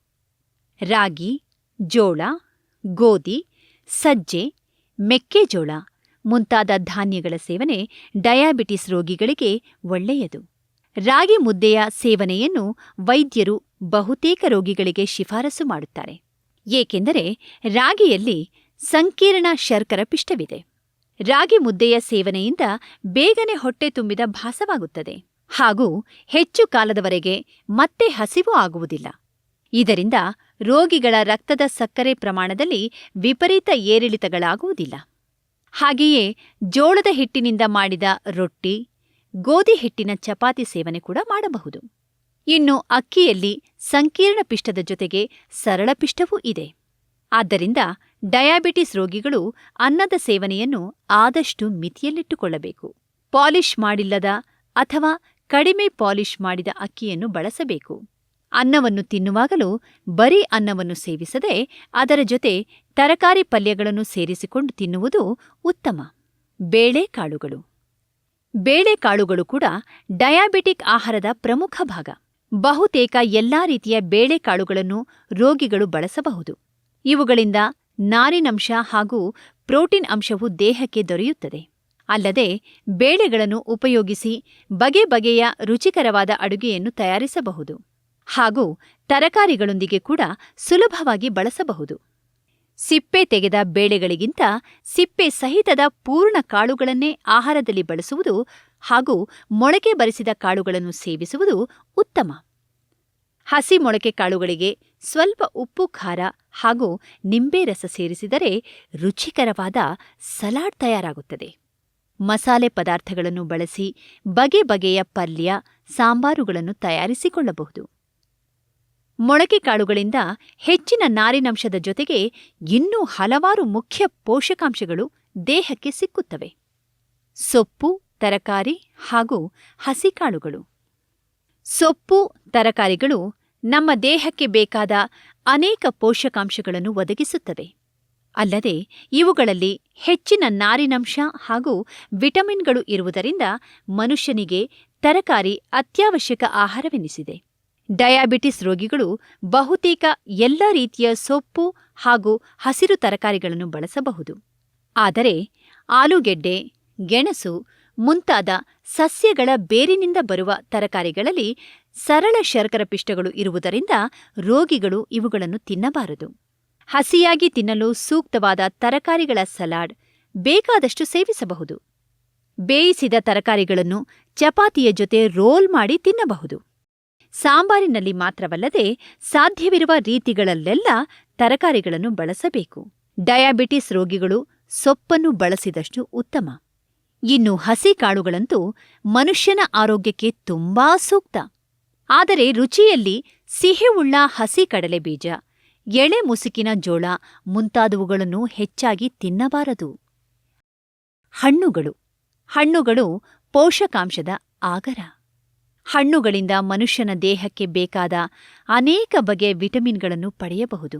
ಅಲ್ಲದೆ ಹಣ್ಣುಗಳಲ್ಲಿ ನಾರಿನಾಂಶವು ಸಾಕಷ್ಟಿರುತ್ತದೆ. ಡಯಾಬಿಟಿಸ್ ರೋಗಿಗಳಿಗೂ ಹಣ್ಣುಗಳ ಸೇವನೆ ಒಳ್ಳೆಯದೇ. ಆದರೆ ಯಾವ ರೀತಿಯ ಹಣ್ಣುಗಳನ್ನು ಸೇವಿಸಬೇಕು, ಯಾವ ಹಣ್ಣುಗಳನ್ನು ಸೇವಿಸಬಾರದು, ಎಷ್ಟು ಸೇವಿಸಬೇಕು ಎಂಬ ಸಾಮಾನ್ಯ ತಿಳುವಳಿಕೆ ರೋಗಿಯಲ್ಲಿ ಇರಬೇಕು. ರುಚಿಯಲ್ಲಿ ಸಿಹಿಯಾಗಿರುವ ಹಣ್ಣುಗಳಲ್ಲಿ ಸಕ್ಕರೆಯ ಅಂಶ ಇರುವುದರಿಂದ ಅವುಗಳ ಸೇವನೆಯನ್ನು ನಿರ್ಬಂಧಿಸಬೇಕು. ಪಪ್ಪಾಯ, ಸೀಬೆಯಂತಹ ಹಣ್ಣುಗಳನ್ನು ಸ್ವಲ್ಪ ಕಾಯಿ ಆಗಿರುವಂತೆ ಇದ್ದಾಗ ತಿನ್ನಬಹುದು. 2-3 ದಿನದಲ್ಲಿ ಹಣ್ಣಾಗುವ ಪಪ್ಪಾಯನ್ನು ಡಯಾಬಿಟಿಕ್ ಶುಗರ್ನಲ್ಲಿ ಅದ್ದಿ ತಿನ್ನಬಹುದು. ಹೆಚ್ಚು ಪಕ್ವವಾದ ಹಣ್ಣುಗಳನ್ನು ತಿನ್ನುವುದರಿಂದ ರಕ್ತದಲ್ಲಿ ಸಕ್ಕರೆ ಪ್ರಮಾಣ ವೇಗವಾಗಿ ಏರುವ ಅಪಾಯವಿರುತ್ತದೆ. ಸೇಬು, ಮೂಸಂಬಿ, ಕಿತ್ತಳೆ, ದ್ರಾಕ್ಷಿ ಹಣ್ಣುಗಳನ್ನು ಸ್ವಲ್ಪ ಪ್ರಮಾಣದಲ್ಲಿ ಸೇವಿಸಬಹುದು. ಹಣ್ಣಿನ ರಸವನ್ನು ಸೇವಿಸುವುದು ಕೂಡ ಅಷ್ಟು ಒಳ್ಳೆಯದಲ್ಲ. ಇನ್ನು ದಾಳಿಂಬೆ, ಮಾವು ಇಂತಹ ಹಣ್ಣುಗಳನ್ನು ರಕ್ತದ ಸಕ್ಕರೆ ಪ್ರಮಾಣ ನಿಯಂತ್ರಣದಲ್ಲಿ ಇರುವವರು ಸ್ವಲ್ಪ ಪ್ರಮಾಣದಲ್ಲಿ ಸೇವಿಸಬಹುದೇ ಹೊರತು ರೋಗದ ತೀವ್ರತೆ ಹೆಚ್ಚಿರುವವರು ತಿನ್ನಬಾರದು. ಹೋಟೆಲ್ಗಳಲ್ಲಿ, ಮದುವೆ ಸಮಾರಂಭಗಳಲ್ಲಿ ಊಟದ ಜೊತೆ ನೀಡುವ ಫ್ರೂಟ್ ಸಲಾಡ್ನಲ್ಲಿ ಸಾಮಾನ್ಯವಾಗಿ ಸಿಹಿಯಾದ ಹಣ್ಣುಗಳನ್ನೇ ಬಳಸುವುದರಿಂದ ಅಂತಹ ಸಂದರ್ಭಗಳಲ್ಲಿ ಡಯಾಬಿಟಿಸ್ ರೋಗಿಗಳು ಫ್ರೂಟ್ ಸಲಾಡ್ ತಿನ್ನಬಾರದು. ಇನ್ಸುಲಿನ್ ತೆಗೆದುಕೊಳ್ಳುವ ರೋಗಿಗಳು ವೈದ್ಯರ ಸಲಹೆಯ ಮೇರೆಗೆ ಹಣ್ಣುಗಳನ್ನು ಸೇವಿಸಬೇಕು. ಆದರೆ ಹಣ್ಣುಗಳನ್ನು ಕೂಡ ತಮ್ಮ ದೇಹಕ್ಕೆ ಅಗತ್ಯವಿರುವ ಕ್ಯಾಲೋರಿಯ ಮಿತಿಯನ್ನು ಅರಿತುಕೊಂಡೇ ಸೇವಿಸಬೇಕು. ಡಯಾಬಿಟಿಸ್ ರೋಗಿಗಳಿಗೆ ಸೂಕ್ತವಲ್ಲದ ಹಣ್ಣುಗಳೆಂದರೆ ಬಾಳೆಹಣ್ಣು, ಕಪ್ಪು ದ್ರಾಕ್ಷಿ, ಕರಬೂಜ, ಒಣದ್ರಾಕ್ಷಿ, ಖರ್ಜೂರದಂತಹ ಒಣಗಿಸಿದ ಹಣ್ಣುಗಳು, ಪಪ್ಪಾಯ, ಸೀಬೆಹಣ್ಣು, ಅನಾನಾಸ್, ಸ್ಟ್ರಾಬೆರಿ ಹಾಗೂ ಚೆರ್ರಿ ಹಣ್ಣುಗಳು, ಅಂಜೂರ, ಕಲ್ಲಂಗಡಿ, ಸಪೋಟ, ಮಾವು, ಸೀತಾಫಲ, ದಾಳಿಂಬೆ ಹಾಗೂ ಇತರೆ ಹೆಚ್ಚು ಸಿಹಿಯಾದ ಹಣ್ಣುಗಳು. ಇನ್ನು ಡಯಾಬಿಟಿಸ್ ರೋಗಿಗಳು ತಿನ್ನಬಹುದಾದ ಹಣ್ಣುಗಳೆಂದರೆ ಹಸಿರು ಸೇಬು, ಮರಸೇಬು, ಸೀಬೆಕಾಯಿ, ನೇರಳೆ ಹಣ್ಣು, ಮೂಸಂಬಿ, ಅರೆ ಮಾಗಿದ ಪಪ್ಪಾಯಿ, ನಿಂಬೆ, ನಾಟಿ ದಾಳಿಂಬೆ ಇತ್ಯಾದಿ ಕಡಿಮೆ ಸಿಹಿಯುಳ್ಳ ಹಣ್ಣುಗಳು. ಆದರೆ ದಯವಿಟ್ಟು ಗಮನಿಸಿ, ಡಯಾಬಿಟಿಸ್ ರೋಗಿಗಳು ಯಾವ ಹಣ್ಣುಗಳನ್ನು ಸೇವಿಸಬಹುದು, ಯಾವ ಹಣ್ಣುಗಳನ್ನು ಸೇವಿಸಬಾರದು ಎಂಬ ವಿಚಾರವು ಆಯಾ ರೋಗಿಯ ಕಾಯಿಲೆಯ ತೀವ್ರತೆ ಹಾಗೂ ವೈದ್ಯರ ಅಭಿಪ್ರಾಯವನ್ನು ಅವಲಂಬಿಸಿರುತ್ತದೆ. ರೋಗಿಗಳು ಈ ಬಗ್ಗೆ ನಿರ್ಧಾರ ಕೈಗೊಳ್ಳುವ ಮೊದಲು ವೈದ್ಯರ ಅಭಿಪ್ರಾಯ ಪಡೆಯುವುದು ಅತ್ಯಗತ್ಯ. ಮಸಾಲೆ ಪದಾರ್ಥಗಳು. ಮಸಾಲೆ ಪದಾರ್ಥಗಳ ಸೇವನೆಯಿಂದ ಡಯಾಬಿಟಿಸ್ ರೋಗಿಗಳಿಗೆ ಯಾವುದೇ ತೊಂದರೆಯಿಲ್ಲ. ಸಿಹಿ ಪದಾರ್ಥಗಳ ನಿಷೇಧದಿಂದ ಸಪ್ಪೆ ಆಹಾರವನ್ನು ತಿನ್ನಬೇಕಾದ ರೋಗಿಗಳ ನಾಲಿಗೆಗೆ ಸಾಂತ್ವನ ನೀಡುವಲ್ಲಿ ಈ ಮಸಾಲೆ ಪದಾರ್ಥಗಳು ಸಹಕಾರಿಯಾಗಿರುತ್ತವೆ.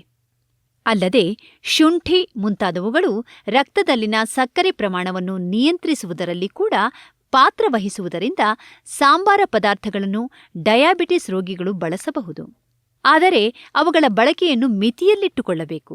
ಹೆಚ್ಚು ಸ್ಪೈಸಿಯಾದ ಆಹಾರ ಸೇವನೆಯು ಗ್ಯಾಸ್ಟ್ರಿಕ್ನಂತಹ ಉದರ ಸಂಬಂಧಿ ಕಾಯಿಲೆಗಳಿರುವವರಿಗೆ ಒಳ್ಳೆಯದಲ್ಲ. ಅಡುಗೆ ಎಣ್ಣೆ. ಅಡುಗೆ ಎಣ್ಣೆಯ ಬಳಕೆ ನಮ್ಮ ಭಾರತೀಯ ಆಹಾರ ಶೈಲಿಯಲ್ಲಿ ಅವಿಭಾಜ್ಯ ಅಂಗವೆಂಬಂತಾಗಿದೆ. ಆದರೆ ಡಯಾಬಿಟಿಸ್ ರೋಗಿಗಳು ಈ ಎಣ್ಣೆಯ ಬಳಕೆಯನ್ನು ಮಿತಿಯಲ್ಲಿಟ್ಟುಕೊಳ್ಳುವುದು ಉತ್ತಮ. ಎಣ್ಣೆಯಲ್ಲಿ ಕೊಬ್ಬಿನಂಶ ಇರುವುದರಿಂದ ಇದರ ಬಳಕೆಯಿಂದ ಡಯಾಬಿಟಿಸ್ ರೋಗಕ್ಕೆ ನೇರವಾಗಿ ಯಾವುದೇ ಪ್ರತಿಕೂಲ ಪರಿಣಾಮವಿಲ್ಲದಿದ್ದರೂ ಹೃದಯ ರೋಗದಂತಹ ಇತರೆ ತೊಡಕುಗಳು ಸಂಭವಿಸುವ ಅಪಾಯಗಳಿರುತ್ತದೆ. ಆದ್ದರಿಂದ ಡಯಾಬಿಟಿಸ್ ರೋಗಿಗಳು ಅಡುಗೆ ಎಣ್ಣೆಯನ್ನು ಆದಷ್ಟು ಕಡಿಮೆ ಬಳಸಬೇಕು. ಹೋಟೆಲ್ಗಳಲ್ಲಿ ತಿನ್ನಬೇಕಾದವರು ಸಾಧ್ಯವಾದಷ್ಟು ಕಡಿಮೆ ಎಣ್ಣೆ ಬಳಸಿ ತಯಾರಿಸಿದ ತಿಂಡಿಗಳನ್ನು ತಿನ್ನಬೇಕು. ಆದರೆ ಒಂದು ವಿಷಯ ಚೆನ್ನಾಗಿ ನೆನಪಿನಲ್ಲಿಡಿ: ಹೋಟೆಲ್ ತಿಂಡಿ ಮಿತವಾಗಿದ್ದರೇನೇ ಒಳ್ಳೆಯದು. ಹಣ ಕೊಟ್ಟಿದ್ದೇವಲ್ಲ ಎಂದು ಹಾಕಿದ್ದೆಲ್ಲವನ್ನು ತಿನ್ನಬೇಡಿ. ನಿಮ್ಮ ಡಯಟ್ ವಿಚಾರ ಸದಾ ನೆನಪಿನಲ್ಲಿರಲಿ. ಮದುವೆ, ಮುಂಜಿ ಮುಂತಾದ ಸಮಾರಂಭಗಳಲ್ಲಿ ಐಸ್ ಕ್ರೀಮ್, ಫ್ರೂಟ್ ಸಲಾಡ್ ತಿನ್ನಬಾರದು. ಸ್ವಲ್ಪ ಅನ್ನ ಜೊತೆಗೆ ತರಕಾರಿ ಪಲ್ಯ ಸೇವಿಸಬಹುದು. ರೈಲಿನಲ್ಲಿ ಪ್ರಯಾಣ ಮಾಡುವಾಗ ಕಡಲೆಪುರಿ, ಮಾರಿ ಬಿಸ್ಕತ್ ತಿನ್ನಬಹುದು. ಇತ್ತೀಚೆಗೆ ಡಯಾಬಿಟಿಸ್ ರೋಗಿಗಳ ಅನುಕೂಲಕ್ಕೆಂದು ಮಾರುಕಟ್ಟೆಯಲ್ಲಿ ಅನೇಕ ಬಗೆಯ ಉತ್ಪನ್ನಗಳು ಬಂದಿವೆ. ಇವುಗಳಲ್ಲಿ ಚಪಾತಿ ತಯಾರಿಕೆಯ ಬಹುಧಾನ್ಯಗಳ ಡಯಾಬಿಟಿಕ್ ಅಟ್ಟಾ ಕೂಡ ಒಂದು. ಇದನ್ನು ರೋಗಿಗಳು ಮನೆಯಲ್ಲಿಯೇ ತಯಾರಿಸಿಕೊಳ್ಳಬಹುದು. ಗೋಧಿಯ ಜೊತೆ ಸಣ್ಣ ಜೋಳ, ರಾಗಿ, ಸಜ್ಜೆಯಂತಹ ಧಾನ್ಯಗಳನ್ನು ಹದವಾಗಿ ಬೆರೆಸಿ ಚಪಾತಿ ಹಿಟ್ಟನ್ನು ಮಾಡಿಕೊಳ್ಳಬಹುದು. ಅಲ್ಲದೆ ಸ್ವಲ್ಪ ಪ್ರಮಾಣದಲ್ಲಿ ದ್ವಿದಳ ಧಾನ್ಯಗಳನ್ನು ಬೆರೆಸಬಹುದು. ಇನ್ನು ಕೆಲವರು 60% ಗೋಧಿ ಹಿಟ್ಟು, 30% ಕಡಲೆ ಹಿಟ್ಟು, 10% ಸೋಯಾ ಹಿಟ್ಟನ್ನು ಬೆರೆಸಿ ಚಪಾತಿ ತಯಾರಿಸಿಕೊಳ್ಳಬಹುದು. ಕೆಲವು ರೋಗಿಗಳಿಗೆ ಸಿಹಿಯನ್ನು ತಿನ್ನಲೇಬೇಕೆಂಬ ಬಾಯಿ ಚಪಲ ಉಂಟಾಗುತ್ತದೆ. ಅಂಥವರು ಮಾರುಕಟ್ಟೆಯಲ್ಲಿ ಸಿಗುವ ಸಕ್ಕರೆ ರಹಿತ ಸಿಹಿ ಜನಕಗಳನ್ನು ಬಳಸಿ ತಯಾರಿಸಿದ ಸಿಹಿ ಪದಾರ್ಥಗಳನ್ನು ತಿನ್ನಬಹುದು. ಕಾಫಿ, ಟೀ ಕುಡಿಯಬೇಕೆನ್ನುವವರು ಸಹ ಸಕ್ಕರೆಯ ಬದಲು ಈ ಸಿಹಿ ಜನಕಗಳನ್ನು ಬಳಸಬಹುದು. ಡಯಾಬಿಟಿಸ್ ಜೊತೆಗೆ ಹೃದಯದ ಕಾಯಿಲೆಯೂ ಇರುವವರು ಕೊಬ್ಬಿನಾಂಶ ಇರುವ ಕೆಲವು ಆಹಾರ ಪದಾರ್ಥಗಳ ಸೇವನೆಯನ್ನು ಮಿತಿಯಾಗಿಟ್ಟುಕೊಳ್ಳಬೇಕಾಗುತ್ತದೆ.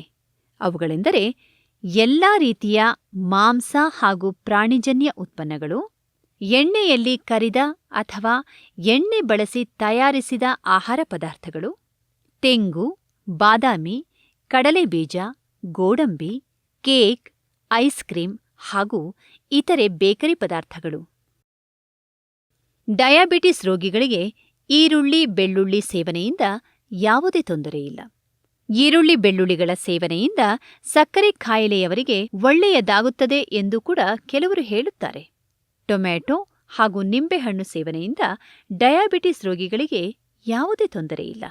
ಒಟ್ಟಾರೆ ಡಯಾಬಿಟಿಸ್ ರೋಗಿಗಳು ತಿನ್ನಬಹುದಾದ ಸಾಮಾನ್ಯ ಆಹಾರ ಪದಾರ್ಥಗಳೆಂದರೆ ಪೂರ್ಣ ಗೋಧಿ ಹಿಟ್ಟಿನ ರೊಟ್ಟಿ, ಚಪಾತಿ, ರಾಗಿ ಮುದ್ದೆ, ಅನ್ನ, ಜೋಳದ ರೊಟ್ಟಿ, ಎಲ್ಲ ರೀತಿಯ ಪೂರ್ಣ ಕಾಳುಗಳು, ಹಸಿರು ಕಾಳುಗಳು, ಮೊಳಕೆ ಕಾಳುಗಳು, ಎಲ್ಲ ರೀತಿಯ ಹಸಿರು ತರಕಾರಿಗಳು, ಎಲ್ಲ ರೀತಿಯ ತರಕಾರಿ ಸೊಪ್ಪುಗಳು, ರವೆಯಿಂದ ತಯಾರಿಸಿದ ಇಡ್ಲಿ, ದೋಸೆ, ಉಪ್ಪಿಟ್ಟು, ಹೆಚ್ಚು ಸಿಹಿಯಲ್ಲದ ಹಾಗೂ ಹೆಚ್ಚು ಪಕ್ವಗೊಳ್ಳದ ಹಣ್ಣುಗಳು, ಕೆನೆ ತೆಗೆದ ಹಾಲು, ಮಾರಿ ಬಿಸ್ಕೆಟ್, ಮೊಟ್ಟೆಯ ಬಿಳಿ ಭಾಗ ಹಾಗೂ ಮೀನು.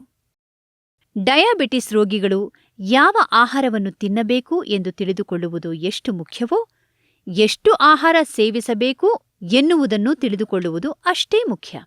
ನಾವು ಬದುಕಲಿಕ್ಕೆ ತಿನ್ನಬೇಕೇ ಹೊರತು ತಿನ್ನಲಿಕ್ಕಾಗಿಯೇ ಬದುಕಬಾರದು ಎಂಬ ನಾಣ್ಣುಡಿಯನ್ನು ಗಮನದಲ್ಲಿಟ್ಟುಕೊಂಡು ತಮ್ಮ ದೈಹಿಕ ಶ್ರಮ, ದೇಹದ ತೂಕ, ವಯಸ್ಸು ಮುಂತಾದ ಅಂಶಗಳಿಗೆ ಅನುಗುಣವಾಗಿ ದೇಹದ ದೈನಂದಿನ ಚಟುವಟಿಕೆಗಳಿಗೆ ಎಷ್ಟು ಅವಶ್ಯಕವೋ ಅಷ್ಟು ಆಹಾರವನ್ನು ಮಾತ್ರ ಸೇವಿಸಬೇಕು. ಒಬ್ಬ ಸಾಮಾನ್ಯ ಮನುಷ್ಯ ದಿನವೊಂದಕ್ಕೆ 1600 ಕ್ಯಾಲೋರಿ ಸಿಗುವಷ್ಟು ಆಹಾರವನ್ನು ಸೇವಿಸಬೇಕು. ಇದೇ ರೀತಿ ಒಬ್ಬ ಶ್ರಮಜೀವಿ 2500 ಕ್ಯಾಲೋರಿ ಸಿಗುವಷ್ಟು ಆಹಾರವನ್ನು ಸೇವಿಸಬೇಕು. ಡಯಾಬಿಟಿಸ್ ರೋಗಿಗಳು ತಮ್ಮ ಕ್ರಮಬದ್ಧ ಡಯಟಲ್ಲಿ ಕೂಡ ತಮ್ಮ ದೇಹಕ್ಕೆ ಬೇಕಾದ ಎಲ್ಲ ಪೋಷಕಾಂಶಗಳು ಸಿಗುವಂತೆ ನೋಡಿಕೊಳ್ಳಬೇಕು. ಒಂದೇ ಸಾರಿ ಹೆಚ್ಚು ತಿನ್ನುವುದಕ್ಕಿಂತ ದಿನಕ್ಕೆ 5-6 ಸಾರಿ ಸ್ವಲ್ಪ ಸ್ವಲ್ಪ ಆಹಾರವನ್ನು ಸೇವಿಸುವುದು ಒಳಿತು. ಬೇರೆಯವರು ಏನೇ ಸಲಹೆ ಕೊಟ್ಟರೂ ತಮ್ಮ ಆರೋಗ್ಯಕ್ಕೆ ಸರಿಹೊಂದುವ ಆಹಾರ ಪದಾರ್ಥಗಳನ್ನು ಮಾತ್ರ ಸೇವಿಸುವ ಪರಿಪಾಠವನ್ನು ರೋಗಿಗಳು ಬೆಳೆಸಿಕೊಳ್ಳಬೇಕು. ಒಂದು ವೇಳೆ ಯಾವುದಾದರೂ ಆಹಾರದಿಂದ ತಮಗೆ ತೊಂದರೆ ಆಗುತ್ತಿದೆ ಎಂದು ಎನಿಸಿದರೆ ತಕ್ಷಣ ಅದರ ಸೇವನೆಯನ್ನು ನಿಲ್ಲಿಸಬೇಕು. ಆದಷ್ಟು ಮನೆ ಅಡುಗೆಯನ್ನೇ ತಿನ್ನಬೇಕು. ತಿನ್ನುವಾಗ ಕೂಡ ಸಾವಧಾನವಾಗಿ ತಿನ್ನಬೇಕು. ಪಾಶ್ಚಾತ್ಯರ ಆಹಾರ ಪದ್ಧತಿಯ ಅನುಕರಣೆ ಎಂದಿಗೂ ಬೇಡ. ಫಾಸ್ಟ್ ಫುಡ್ ಹಾಗೂ ಜಂಕ್ ಫುಡ್ಗಳನ್ನು ತಿನ್ನದಿರುವುದೇ ಒಳಿತು. ಡಯಾಬಿಟಿಸ್ ರೋಗಕ್ಕೆ ಔಷಧೋಪಚಾರ. ಈ ಮೊದಲೇ ತಿಳಿಸಿರುವಂತೆ ಡಯಾಬಿಟಿಸ್ ರೋಗವನ್ನು ಬರದಂತೆ ತಡೆಗಟ್ಟಬಹುದೇ ಹೊರತು ಅದು ಬಂದ ಮೇಲೆ ಸಂಪೂರ್ಣ ಗುಣಪಡಿಸಲಿಕ್ಕೆ ಇನ್ನೂ ಯಾವ ಔಷಧವನ್ನು ಕಂಡುಹಿಡಿಯಲಾಗಿಲ್ಲ. ಆದರೆ ಅದನ್ನು ಪರಿಣಾಮಕಾರಿಯಾಗಿ ನಿಯಂತ್ರಣದಲ್ಲಿಟ್ಟುಕೊಳ್ಳಲು ಉಪಾಯಗಳಿವೆ. ಇದು ಕೆಟ್ಟ ಜೀವನ ಶೈಲಿಯಿಂದ ಉದ್ಭವಿಸಿದ ಕಾಯಿಲೆಯಾದ್ದರಿಂದ ಜೀವನದ ಶೈಲಿಯಲ್ಲಿ ಸಕಾರಾತ್ಮಕ ಬದಲಾವಣೆ ಮಾಡಿಕೊಂಡಾಗ, ಅಂದರೆ ನಿಯಮಿತ ದೈಹಿಕ ವ್ಯಾಯಾಮ ಹಾಗೂ ಕ್ರಮಬದ್ಧ ಡಯಟ್ನಿಂದ ಬಹುಪಾಲು ರೋಗಿಗಳಲ್ಲಿ ರಕ್ತದ ಸಕ್ಕರೆ ಪ್ರಮಾಣವನ್ನು ನಿಯಂತ್ರಣದಲ್ಲಿ ಇಟ್ಟುಕೊಳ್ಳಬಹುದು. ಬೊಜ್ಜು ಇರುವವರು ಕೂಡ ಜೀವನ ಶೈಲಿಯ ಬದಲಾವಣೆಯಿಂದ ದೇಹದ ತೂಕವನ್ನು ಇಳಿಸಿಕೊಂಡರೆ ರೋಗವನ್ನು ಹತೋಟಿಗೆ ತಂದುಕೊಳ್ಳಬಹುದು. ಆಗಲೂ ಸಹ ರೋಗವು ನಿಯಂತ್ರಣಕ್ಕೆ ಬರದಿದ್ದರೆ ವೈದ್ಯರು ಔಷಧಿಗಳನ್ನು ಶಿಫಾರಸು ಮಾಡುತ್ತಾರೆ. ಅಲೋಪತಿ ಔಷಧಗಳು. ಅಲೋಪತಿ ಅಂದರೆ ಇಂಗ್ಲಿಷ್ ವೈದ್ಯ ಪದ್ಧತಿಯು ಜನಪ್ರಿಯವಾದ ವೈದ್ಯ ಪದ್ಧತಿಯಾಗಿದ್ದು, ಬಹುತೇಕ ರೋಗಿಗಳು ಅಲೋಪತಿ ಔಷಧಿಗಳನ್ನೇ ತೆಗೆದುಕೊಳ್ಳುತ್ತಾರೆ. ಈ ಪದ್ಧತಿಯಲ್ಲಿ ವೈದ್ಯರು ಮೊದಲು ಸಾಮಾನ್ಯವಾಗಿ ಮಾತ್ರೆಗಳನ್ನು ಶಿಫಾರಸು ಮಾಡುತ್ತಾರೆ. ಈ ಮಾತ್ರೆಗಳಲ್ಲೂ ಕೂಡ ಹಲವಾರು ಬಗೆಗಳಿವೆ. ಕೆಲವು ಮಾತ್ರೆಗಳು ದೇಹದಲ್ಲಿ ಸಕ್ಕರೆಯ ಉತ್ಪಾದನೆಯ ಪ್ರಮಾಣವನ್ನು ಕಡಿಮೆ ಮಾಡಲು ಸಹಕಾರಿಯಾದರೆ, ಇನ್ನೂ ಕೆಲವು ಮಾತ್ರೆಗಳು ದೇಹದಲ್ಲಿ ಇನ್ಸುಲಿನ್ ಉತ್ಪಾದನೆಯನ್ನು ಹೆಚ್ಚಿಸುತ್ತವೆ. ಮತ್ತೆ ಕೆಲವು ಮಾತ್ರೆಗಳು ಜಠರದಲ್ಲಿನ ಜೀರ್ಣಕ್ರಿಯೆಯ ಮೇಲೆ ಪರಿಣಾಮ ಬೀರಿ ದೇಹವು ಕಡಿಮೆ ಶರ್ಕರ ಪಿಷ್ಟವನ್ನು ಹೀರಿಕೊಳ್ಳುವಂತೆ ಮಾಡುತ್ತವೆ. ರೋಗಿಯು ಯಾವ ರೀತಿಯ ಮಾತ್ರೆಗಳನ್ನು ತೆಗೆದುಕೊಳ್ಳಬೇಕು ಹಾಗೂ ಎಷ್ಟು ತೆಗೆದುಕೊಳ್ಳಬೇಕು ಎಂಬುದನ್ನು ರೋಗಿಯ ರಕ್ತದ ಸಕ್ಕರೆ ಪ್ರಮಾಣ ಹಾಗೂ ಇತರೆ ಆರೋಗ್ಯದ ತೊಡಕುಗಳನ್ನು ಪರಿಗಣಿಸಿ ವೈದ್ಯರು ನಿರ್ಧರಿಸುತ್ತಾರೆ. ಕೆಲವು ರೋಗಿಗಳಿಗೆ ಒಂದೇ ತೆರನಾದ ಮಾತ್ರೆಗಳು ಸಾಕಾಗಬಹುದು. ಮತ್ತೆ ಕೆಲವರಿಗೆ ಒಂದಕ್ಕಿಂತ ಹೆಚ್ಚಿನ ಬಗೆಯ ಮಾತ್ರೆಗಳು ಬೇಕಾಗಬಹುದು. ವೈದ್ಯರ ಸಲಹೆಯಂತೆ ಚಾಚೂ ತಪ್ಪದೆ ಮಾತ್ರೆಗಳನ್ನು ಸೇವಿಸಿದಾಗ ಮಾತ್ರ ಉತ್ತಮ ಪರಿಣಾಮಗಳನ್ನು ಕಾಣಬಹುದು. ಒಮ್ಮೆ ಸೇವಿಸುವುದು ಮತ್ತೊಮ್ಮೆ ಬಿಡುವುದು ಮಾಡಿದರೆ ಯಾವುದೇ ಫಲ ಸಿಗುವುದಿಲ್ಲ. ನಂತರ ವೈದ್ಯರನ್ನು ದೂರಿದರೆ ಪ್ರಯೋಜನವಿಲ್ಲ. ಹಾಗೆಯೇ ಔಷಧಿಗಳ ಪರಿಣಾಮಗಳನ್ನು ತಿಳಿಯಲು ನಿಯಮಿತವಾಗಿ ರಕ್ತದ ಹಿಮೋಗ್ಲೋಬಿನ್ ಪರೀಕ್ಷೆ ಹಾಗೂ ಮೂತ್ರ ಪರೀಕ್ಷೆಗಳನ್ನು ಮಾಡಿಸಿಕೊಳ್ಳಬೇಕು. ಜೀವನ ಶೈಲಿಯ ಬದಲಾವಣೆ ಹಾಗೂ ಮಾತ್ರೆಗಳ ಸೇವನೆಯಿಂದಲೂ ರೋಗವು ಹತೋಟಿಗೆ ಬರದಿದ್ದಾಗ ವೈದ್ಯರು ಸಾಮಾನ್ಯವಾಗಿ ಇನ್ಸುಲಿನ್ ಇಂಜೆಕ್ಷನ್ ಅನ್ನು ಶಿಫಾರಸು ಮಾಡುತ್ತಾರೆ. ಕೆಲವರಿಗೆ ಮಾತ್ರೆಗಳ ಸೇವನೆಯಿಂದ ಅಲರ್ಜಿ ಮುಂತಾದ ಅಡ್ಡ ಪರಿಣಾಮಗಳು ಉಂಟಾಗಬಹುದು. ಅಂತಹ ಸಂದರ್ಭಗಳಲ್ಲೂ ವೈದ್ಯರು ಇನ್ಸುಲಿನ್ ಶಿಫಾರಸು ಮಾಡುತ್ತಾರೆ. ಇನ್ಸುಲಿನ್ ಅನ್ನು ಸಿರಿಂಜ್ ಅಥವಾ ಪೆನ್ ಡಿವೈಸ್ಗಳ ಸಹಾಯದಿಂದ ಚರ್ಮದ ಪದರಕ್ಕೆ ಇಂಜೆಕ್ಷನ್ ಮಾಡಿಕೊಳ್ಳಬೇಕು. ಅವುಗಳನ್ನು ಹೇಗೆ ತೆಗೆದುಕೊಳ್ಳಬೇಕೆಂಬುದನ್ನು ವೈದ್ಯರು ರೋಗಿಗೆ ತಿಳಿಸಿ ಹೇಳುತ್ತಾರೆ. ಕೆಲವು ರೋಗಿಗಳಿಗೆ ದಿನಕ್ಕೆ 1 ಬಾರಿ ಇಂಜೆಕ್ಷನ್ ಸಾಕಾದರೆ ಮತ್ತೆ ಕೆಲವರಿಗೆ 4-5 ಸಾರಿ ಬೇಕಾಗುತ್ತದೆ. ಇನ್ಸುಲಿನ್ ಔಷಧದಲ್ಲೂ ಹಲವಾರು ಬಗೆಗಳಿವೆ. ಕೆಲವು ಔಷಧಗಳು ಇಂಜೆಕ್ಷನ್ ತೆಗೆದುಕೊಂಡ ತಕ್ಷಣ ಶೀಘ್ರವಾಗಿ ಕೆಲಸ ಮಾಡಿದರೆ, ಮತ್ತೆ ಕೆಲವು ನಿಧಾನವಾಗಿ ಹಾಗೂ ದೀರ್ಘ ಸಮಯದವರೆಗೆ ಕೆಲಸ ಮಾಡುತ್ತವೆ. ಯಾವ ರೋಗಿಗೆ ಯಾವ ರೀತಿಯ ಇನ್ಸುಲಿನ್ ಹಾಗೂ ದಿನದ ಯಾವ ಸಮಯದಲ್ಲಿ ತೆಗೆದುಕೊಳ್ಳಬೇಕು ಅನ್ನುವುದನ್ನು ವೈದ್ಯರು ನಿರ್ಧರಿಸುತ್ತಾರೆ. ಸುಮಾರು ತಪ್ಪು ಕಲ್ಪನೆಗಳಿದೆ ಇನ್ಸುಲಿನ್ ಬಳಕೆ ಬಗ್ಗೆ. ಅಂದರೆ ಇನ್ಸುಲಿನ್ ಸ್ಟಾರ್ಟ್ ಮಾಡಿಬಿಟ್ರೆ ಲೈಫ್ ಲಾಂಗ್ ಇನ್ಸುಲಿನೇ ತೊಗೋಬೇಕು, ಅದು ಇನ್ಸುಲಿನ್ ತೊಗೊಳ್ಳೋದು ಬರೀ ಲಾಸ್ಟ್ ಸ್ಟೇಜಲ್ಲಿ ಮಾತ್ರ, ಇನ್ಸುಲಿನ್ ತೊಗೊಂಡ್ರೆ ಕಿಡ್ನಿಗೆ ತೊಂದರೆ ಆಗುತ್ತೆ ಅನ್ನೋದೆಲ್ಲ ಇವು ಮಿಥ್ಯ ಕಲ್ಪನೆಗಳು. ಈ ಡಾಕ್ಟ್ರು ಅಥವಾ ಒಬ್ಬರು ಫಿಸಿಷಿಯನ್ ಆಗಲಿ, ಡಯಾಬಿಟೀಸ್ ಸ್ಪೆಷಲಿಸ್ಟ್ ಆಗಲಿ ಹೇಳೋದು ಮಾತಿಗಿಂತನೂ ಬೇರೆ ಪೇಷಂಟ್ಸು ಹೇಳಿದ್ದು ಇನ್ಫ್ಲೂಯೆನ್ಸು ಜಾಸ್ತಿ ನಮ್ಮ ಪೇಷಂಟ್ಸ್ ಮೇಲೆ ಆಗುತ್ತೆ. ಈ ಥರ ತಪ್ಪು ತಿಳುವಳಿಕೆ ತಿಳ್ಕೊಂಡು ಬರ್ತಾರೆ. ಸೊ ಮುಖ್ಯ ಮೂಲ ತಿಳ್ಕೊಬೇಕಾಗಿರೋದು ಏನಂದರೆ ಡಯಾಬಿಟೀಸ್ ಬರೋದು ಇನ್ಸುಲಿನ್ ಕೊರತೆಯಿಂದ. ಹಾಗಾಗಿ ಡಯಾಬಿಟೀಸ್ ಹತೋಟಿಗೆ ಇನ್ಸುಲಿನ್ನೇ ಬಳಕೆ ಮಾಡೋದು ಅದು ಹೆಚ್ಚು ಪರಿಣಾಮಕಾರಿ ಮತ್ತು ಆರೋಗ್ಯಕರ. ಆಮೇಲೆ ಇನ್ಸುಲಿನ್ ಊಟ ಜಾಸ್ತಿ ಮಾಡಿದಾಗ ಇನ್ಸುಲಿನ್ ಡೋಸ್ ಜಾಸ್ತಿ ತಗೊಳ್ಳೋದು, ಊಟ ಕಡಿಮೆ ಮಾಡಿದಾಗ ಇನ್ಸುಲಿನ್ ಡೋಸ್ ಕಡಿಮೆ ಮಾಡೋದು, ಹಾಗೆ ತಮ್ಮಷ್ಟಕ್ಕೆ ತಾವೇ ಇನ್ಸುಲಿನ್ ಡೋಸ್ ಅಡ್ಜಸ್ಟ್ ಮಾಡೋದು ಕೂಡ ನಮ್ಮ ದಿನನಿತ್ಯ ನಮ್ಮ ಪೇಷಂಟ್ಸ್ ವಾಡಿಕೆಯಲ್ಲಿದೆ. ಅದು ತಪ್ಪು. ಏಕೆಂದರೆ ಯಾರಿಗೆ ಎಷ್ಟು ಇನ್ಸುಲಿನ್ ಬೇಕು ಅದಕ್ಕೆ ಅವರವರ ರಕ್ತದ ಪ್ರಮಾಣ ನೋಡಿನೇ ನಾವು ಇನ್ಸುಲಿನ್ ಡೋಸನ್ನು ಅಡ್ಜಸ್ಟ್ ಮಾಡ್ಕೋಬೇಕು. ಹಾಗೆ ತಾವೇ ಸ್ವತಃ ಇವತ್ತೊಂದು ಸ್ವೀಟ್ ತಿಂದಿದ್ದೀನಿ, ಇವತ್ತು 4 ಯೂನಿಟ್ ಜಾಸ್ತಿ ತೊಗೊಳ್ಳೋಣ, ಇವತ್ತು ಆಹಾರ ಕಡಿಮೆ ತೊಗೊಂಡಿದ್ದೀನಿ, ಇವತ್ತು ಕಡಿಮೆ ತೊಗೊಳ್ಳೋಣ, ಆ ಥರ ಎರಾಟಿಕ್ ಆಗಿ ಇನ್ಸುಲಿನ್ ಡೋಸನ್ನು ಅಡ್ಜಸ್ಟ್ ಮಾಡೋದು ತಪ್ಪು. ಕೆಲವೊಮ್ಮೆ ರಕ್ತದ ಸಕ್ಕರೆ ಪ್ರಮಾಣವನ್ನು ಕಡಿಮೆ ಮಾಡಲು ನೀಡುವ ಮಾತ್ರೆಗಳ ಜೊತೆ ಇತರೆ ಆರೋಗ್ಯದ ತೊಡಕುಗಳನ್ನು ತಡೆಗಟ್ಟಲು ಕೂಡ ವೈದ್ಯರು ಮಾತ್ರೆಗಳನ್ನು ನೀಡುತ್ತಾರೆ. ಆಯಾ ರೋಗಿಯ ಆರೋಗ್ಯ ಸಮಸ್ಯೆಯನ್ನು ಆಧರಿಸಿ ಮುಂದೆ ಒದಗಬಹುದಾದ ಹೃದಯ ಕಾಯಿಲೆ, ಕಿಡ್ನಿ ಸಮಸ್ಯೆ ಮುಂತಾದವುಗಳನ್ನು ಗಮನದಲ್ಲಿಟ್ಟುಕೊಂಡು ಈ ಮಾತ್ರೆಗಳನ್ನು ನೀಡಲಾಗುತ್ತದೆ. ಆದ್ದರಿಂದಲೇ ಡಯಾಬಿಟಿಸ್ ರೋಗಿಗಳು ತೆಗೆದುಕೊಳ್ಳುವ ಔಷಧಿಗಳು ಒಬ್ಬರಿಂದ ಒಬ್ಬರಿಗೆ ಭಿನ್ನವಾಗಿರುತ್ತವೆ.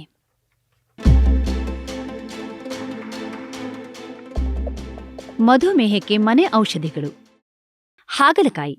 ಹಾಗಲಕಾಯಿ ನಮ್ಮ ದೇಶದ ಎಲ್ಲಾ ಭಾಗಗಳಲ್ಲಿಯೂ ದೊರೆಯುವಂತಹ ತರಕಾರಿ. ಹಾಗಲಕಾಯಿಯನ್ನು ಡಯಾಬಿಟಿಸ್ ಕಾಯಿಲೆಯ ನಿಯಂತ್ರಣಕ್ಕೆ ಮನೆಯ ಔಷಧವನ್ನಾಗಿ ಬಳಸುತ್ತಾರೆ. ಇದು ಪಿತ್ತ ನಿರೋಧಕ ಹಾಗೂ ಪ್ರತ್ಯೌಷಧ ಗುಣಗಳನ್ನು ಹೊಂದಿದೆ ಹಾಗೂ ಸಸ್ಯ ಇನ್ಸುಲಿನ್ ಎಂಬ ಅಂಶ ಹೊಂದಿದೆ ಎಂದು ಹೇಳಲಾಗುತ್ತದೆ. ಡಯಾಬಿಟಿಸ್ ರೋಗಿಗಳು ಹಾಗಲಕಾಯಿಯನ್ನು ಹಲವು ಬಗೆಗಳಲ್ಲಿ ಬಳಸುತ್ತಾರೆ. ಕೆಲವು ರೋಗಿಗಳು ಬೆಳಗಿನ ಹೊತ್ತು ಖಾಲಿ ಹೊಟ್ಟೆಯಲ್ಲಿ ಹಾಗಲಕಾಯಿಯನ್ನು ಹಸಿಯಾಗಿಯೇ ತಿಂದರೆ, ಇನ್ನು ಕೆಲವರು ಸುಮಾರು 125 ml ಹಾಗಲಕಾಯಿ ರಸವನ್ನು ಕುಡಿಯುವ ಅಭ್ಯಾಸ ಬೆಳೆಸಿಕೊಂಡಿರುತ್ತಾರೆ. ಹಾಗಲಕಾಯಿಯು ತಿನ್ನಲು ತುಂಬಾ ಕಹಿಯಾಗಿರುವುದರಿಂದ ಮೊದಮೊದಲು ಹಸಿಯಾಗಿ ತಿನ್ನುವಾಗ ವಾಕರಿಕೆ ಬಂದಂತಾಗಬಹುದು. ಆದರೆ ಅಭ್ಯಾಸ ಆದಂತೆ ನಾಲಿಗೆಗೆ ಒಗ್ಗಿಕೊಳ್ಳುತ್ತದೆ. ಆದರೂ ಹಸಿಯಾಗಿ ತಿನ್ನಲು ಬಯಸದವರು ಹಾಗಲಕಾಯಿಯನ್ನು ಬೇಯಿಸಿ ನೀರನ್ನು ಬಸಿದು ತಿನ್ನುತ್ತಾರೆ. ಇದರಿಂದ ಕಹಿಯ ಅಂಶ ಕಡಿಮೆಯಾಗುತ್ತದೇನೋ ನಿಜ, ಆದರೆ ಹಾಗಲಕಾಯಿಯಲ್ಲಿನ ಔಷಧಿಯ ಗುಣವೂ ಕಡಿಮೆಯಾಗುತ್ತದೆ. ಆದ್ದರಿಂದ ಹಸಿಯಾಗಿ ತಿನ್ನುವುದೇ ಒಳಿತು. ಆದರೆ ಗಮನಿಸಿ, ಹಾಗಲಕಾಯಿಯ ರಸವನ್ನು ಅತಿಯಾಗಿ ಸೇವಿಸುವುದರಿಂದ ಹೊಟ್ಟೆನೋವು, ಬೇದಿ ಉಂಟಾಗಬಹುದು. ಅಲ್ಲದೆ ಹಾಗಲಕಾಯಿಯು ರಕ್ತದಲ್ಲಿನ ಸಕ್ಕರೆ ಪ್ರಮಾಣವನ್ನು ಗಣನೀಯವಾಗಿ ಕಡಿಮೆ ಮಾಡುವುದರಿಂದ ಇಂಗ್ಲಿಷ್ ಔಷಧಗಳನ್ನು ಬಳಸುವವರು ಹಾಗಲಕಾಯಿಯನ್ನು ಎಚ್ಚರವಹಿಸಿ ಸೇವಿಸಬೇಕು. ಇಲ್ಲವಾದಲ್ಲಿ ರಕ್ತದ ಸಕ್ಕರೆ ಪ್ರಮಾಣ ತೀರಾ ಕಡಿಮೆಯಾಗಿ ಹೈಪೋಗ್ಲೇಸಿಮಿಯಾಗೆ ಗುರಿಯಾಗುವ ಸಾಧ್ಯತೆ ಇರುತ್ತದೆ. ಬೇವು. ಸಕ್ಕರೆ ಕಾಯಿಲೆಯ ಉಪಶಮನಕ್ಕೆ ಬೇವಿನ ಬಳಕೆ ನಮ್ಮ ದೇಶದಲ್ಲಿ ಹಿಂದಿನಿಂದಲೂ ಚಾಲ್ತಿಯಲ್ಲಿದೆ. ಇನ್ಸುಲಿನ್ ಇಂಜೆಕ್ಷನ್ ತೆಗೆದುಕೊಳ್ಳುವ ರೋಗಿಗಳು ಬೇವನ್ನು ಸೇವಿಸಿದರೆ ತೆಗೆದುಕೊಳ್ಳುವ ಇನ್ಸುಲಿನ್ ಪ್ರಮಾಣವನ್ನು ಕಡಿಮೆ ಮಾಡಬಹುದೆಂದು ಹೇಳುತ್ತಾರೆ. ಕೆಲವರು ಬೆಳಗ್ಗೆ ಎದ್ದ ಕೂಡಲೇ ಹಸಿ ಬೇವಿನ ಎಲೆಗಳನ್ನು ಬಾಯಿಗೆ ಹಾಕಿಕೊಂಡು ಜಗಿದರೆ, ಮತ್ತೆ ಕೆಲವರು ಬೇವಿನ ಎಲೆಯ ಕಷಾಯ ಅಥವಾ ಬೇವಿನ ಎಲೆಯ ರಸವನ್ನು ಸೇವಿಸುತ್ತಾರೆ. ಮೆಂತ್ಯ. ಹಲವಾರು ಡಯಾಬಿಟಿಸ್ ರೋಗಿಗಳು ಮೆಂತ್ಯವನ್ನು ಕೂಡ ಮೂಲಿಕೆಯಾಗಿ ಬಳಸುತ್ತಾರೆ. ಇನ್ನು ಕೆಲವರು ರಾತ್ರಿ ಮೆಂತ್ಯವನ್ನು ಮೊಸರಿನಲ್ಲಿ ನೆನೆ ಹಾಕಿ ಬೆಳಿಗ್ಗೆ ಮೊಸರು ಮೆಂತ್ಯವನ್ನು ಹಾಗೆಯೇ ಸೇವಿಸುತ್ತಾರೆ. ಮತ್ತೆ ಕೆಲವರು ಸ್ವಲ್ಪ ಮೆಂತ್ಯವನ್ನು ರಾಗಿಯ ಜೊತೆ ಬೆರೆಸಿ ಅದರ ಹಿಟ್ಟಿನಿಂದ ರಾಗಿ ಮುದ್ದೆ ಮಾಡಿಕೊಂಡು ಸೇವಿಸುತ್ತಾರೆ. ಅಲೋವೆರಾ. ಅಲೋವೆರಾದ ರಸ ಕೂಡ ಡಯಾಬಿಟಿಸ್ ರೋಗಿಗಳಿಗೆ ಒಳ್ಳೆಯದು ಎಂದು ತಿಳಿದುಬಂದಿದೆ. ಕೆಲವು ರೋಗಿಗಳು ಬೆಳಗ್ಗೆ ಎದ್ದ ಕೂಡಲೇ ಅಲೋವೆರಾ ರಸವನ್ನು ಸೇವಿಸುತ್ತಾರೆ. ಮತ್ತೆ ಕೆಲವು ರೋಗಿಗಳು ಅಲೋವೆರಾ ರಸದ ಜೊತೆ ಅಮೃತ ಬಳ್ಳಿಯ ರಸ ಅಥವಾ ನೆಲ್ಲಿಕಾಯಿಯ ರಸ ಬೆರೆಸಿ ಸೇವಿಸುವುದು ಉಂಟು. ನೆಲ್ಲಿಕಾಯಿ. ನೆಲ್ಲಿಕಾಯಿಯ ರಸವನ್ನು ಸೇವಿಸುವುದರಿಂದಲೂ ರೋಗಿಗಳ ಸಕ್ಕರೆ ಪ್ರಮಾಣದ ಹತೋಟಿಗೆ ಸಹಾಯವಾಗುತ್ತದೆ. ಕೆಲವರು 1 ಚಮಚ ನೆಲ್ಲಿಕಾಯಿಯ ರಸವನ್ನು 1 ಲೋಟ ಹಾಗಲಕಾಯಿ ರಸಕ್ಕೆ ಬೆರೆಸಿ ಸೇವಿಸುತ್ತಾರೆ. ನೆಲ್ಲಿಕಾಯಿಯನ್ನು ಹಸಿಯಾಗಿ ಸೇವಿಸಬಹುದು, ಅಥವಾ ಒಣಗಿಸಿಕೊಂಡು ಕೂಡ ತಿನ್ನಬಹುದು, ಅಥವಾ ಉಪ್ಪಿನಕಾಯಿಯ ರೂಪದಲ್ಲೂ ಬಳಸಬಹುದು. ನೇರಳೆ ಹಣ್ಣು. ನೇರಳೆ ಹಣ್ಣಿನ ಸೇವನೆಯಿಂದಲೂ ಏರಿದ ರಕ್ತದ ಸಕ್ಕರೆ ಪ್ರಮಾಣ ಕಡಿಮೆಯಾಗುತ್ತದೆ ಎಂದು ತಿಳಿದುಬಂದಿದೆ. ಸಂಸ್ಕೃತದಲ್ಲಿ ಜಾಮೂನ್ ಎಂದು ಕರೆಯುವ ಈ ನೇರಳೆಯನ್ನು ಮಧುಮೇಹದ ಚಿಕಿತ್ಸೆಗೆ ನಮ್ಮ ದೇಶದಲ್ಲಿ ಹಿಂದಿನಿಂದಲೂ ಬಳಸಲಾಗುತ್ತಿದೆ. ಇನ್ಸುಲಿನ್ ಸಸ್ಯ. ಇನ್ಸುಲಿನ್ ಸಸ್ಯ ಎಂದೇ ಪ್ರಚಲಿತವಾಗಿರುವ ಈ ಸಸ್ಯದ ಎಲೆಯ ಸೇವನೆಯು ರಕ್ತದ ಸಕ್ಕರೆ ಪ್ರಮಾಣವನ್ನು ತಗ್ಗಿಸುತ್ತದೆ ಎಂದು ಕೆಲವು ಸಂಶೋಧನೆಗಳು ದೃಢಪಡಿಸಿವೆ. ಡಯಾಬಿಟಿಸ್ ರೋಗಿಗಳು ಪ್ರತಿದಿನ ಬೆಳಗ್ಗೆ ಈ ಸಸ್ಯದ ಒಂದು ಹಸಿ ಎಲೆಯನ್ನು ತಿಂದು ಆ ಮೂಲಕ ತಮ್ಮ ರಕ್ತದ ಸಕ್ಕರೆ ಪ್ರಮಾಣವನ್ನು ಕಡಿಮೆ ಮಾಡಿಕೊಳ್ಳುವ ಪ್ರಯತ್ನ ಮಾಡುತ್ತಾರೆ. ಆತ್ಮೀಯರೇ, ಮಧುಮೇಹವನ್ನು ತಡೆಗಟ್ಟಲಿಕ್ಕಾಗಲಿ ಅಥವಾ ಹತೋಟಿಯಲ್ಲಿಡಲಿಕ್ಕಾಗಲಿ ಎಲ್ಲಕ್ಕಿಂತ ಮುಖ್ಯವಾಗಿ ಬೇಕಾಗಿರುವುದು ಕಾಯಿಲೆಯ ಹಾಗೂ ಅದರ ಪರಿಣಾಮಗಳ ಬಗೆಗಿನ ಸಂಪೂರ್ಣ ಅರಿವು. ಸಾಮಾನ್ಯ ಜನರಲ್ಲಿ ಮಧುಮೇಹದ ಬಗ್ಗೆ ಸರಿಯಾದ ಅರಿವನ್ನು ಮೂಡಿಸುವುದೇ ಮೀಡಿಯಾ ಸ್ಪೇಸ್ ನಿರ್ಮಾಣದ ಈ ವಿಡಿಯೋ ಪ್ರಸ್ತುತಿಯ ಉದ್ದೇಶ. ಆರೋಗ್ಯ ಸಮಸ್ಯೆಗಳ ಬಗ್ಗೆ ವಿಡಿಯೋ ಪ್ರಸ್ತುತಿ ತಯಾರಿಸುವ ಈ ನಮ್ಮ ಪ್ರಯತ್ನಕ್ಕೆ ನಿಮ್ಮ ಬೆಂಬಲವು ಸದಾ ಇರುತ್ತದೆಂದು ಭಾವಿಸಿದ್ದೇವೆ. ನಮಸ್ಕಾರ.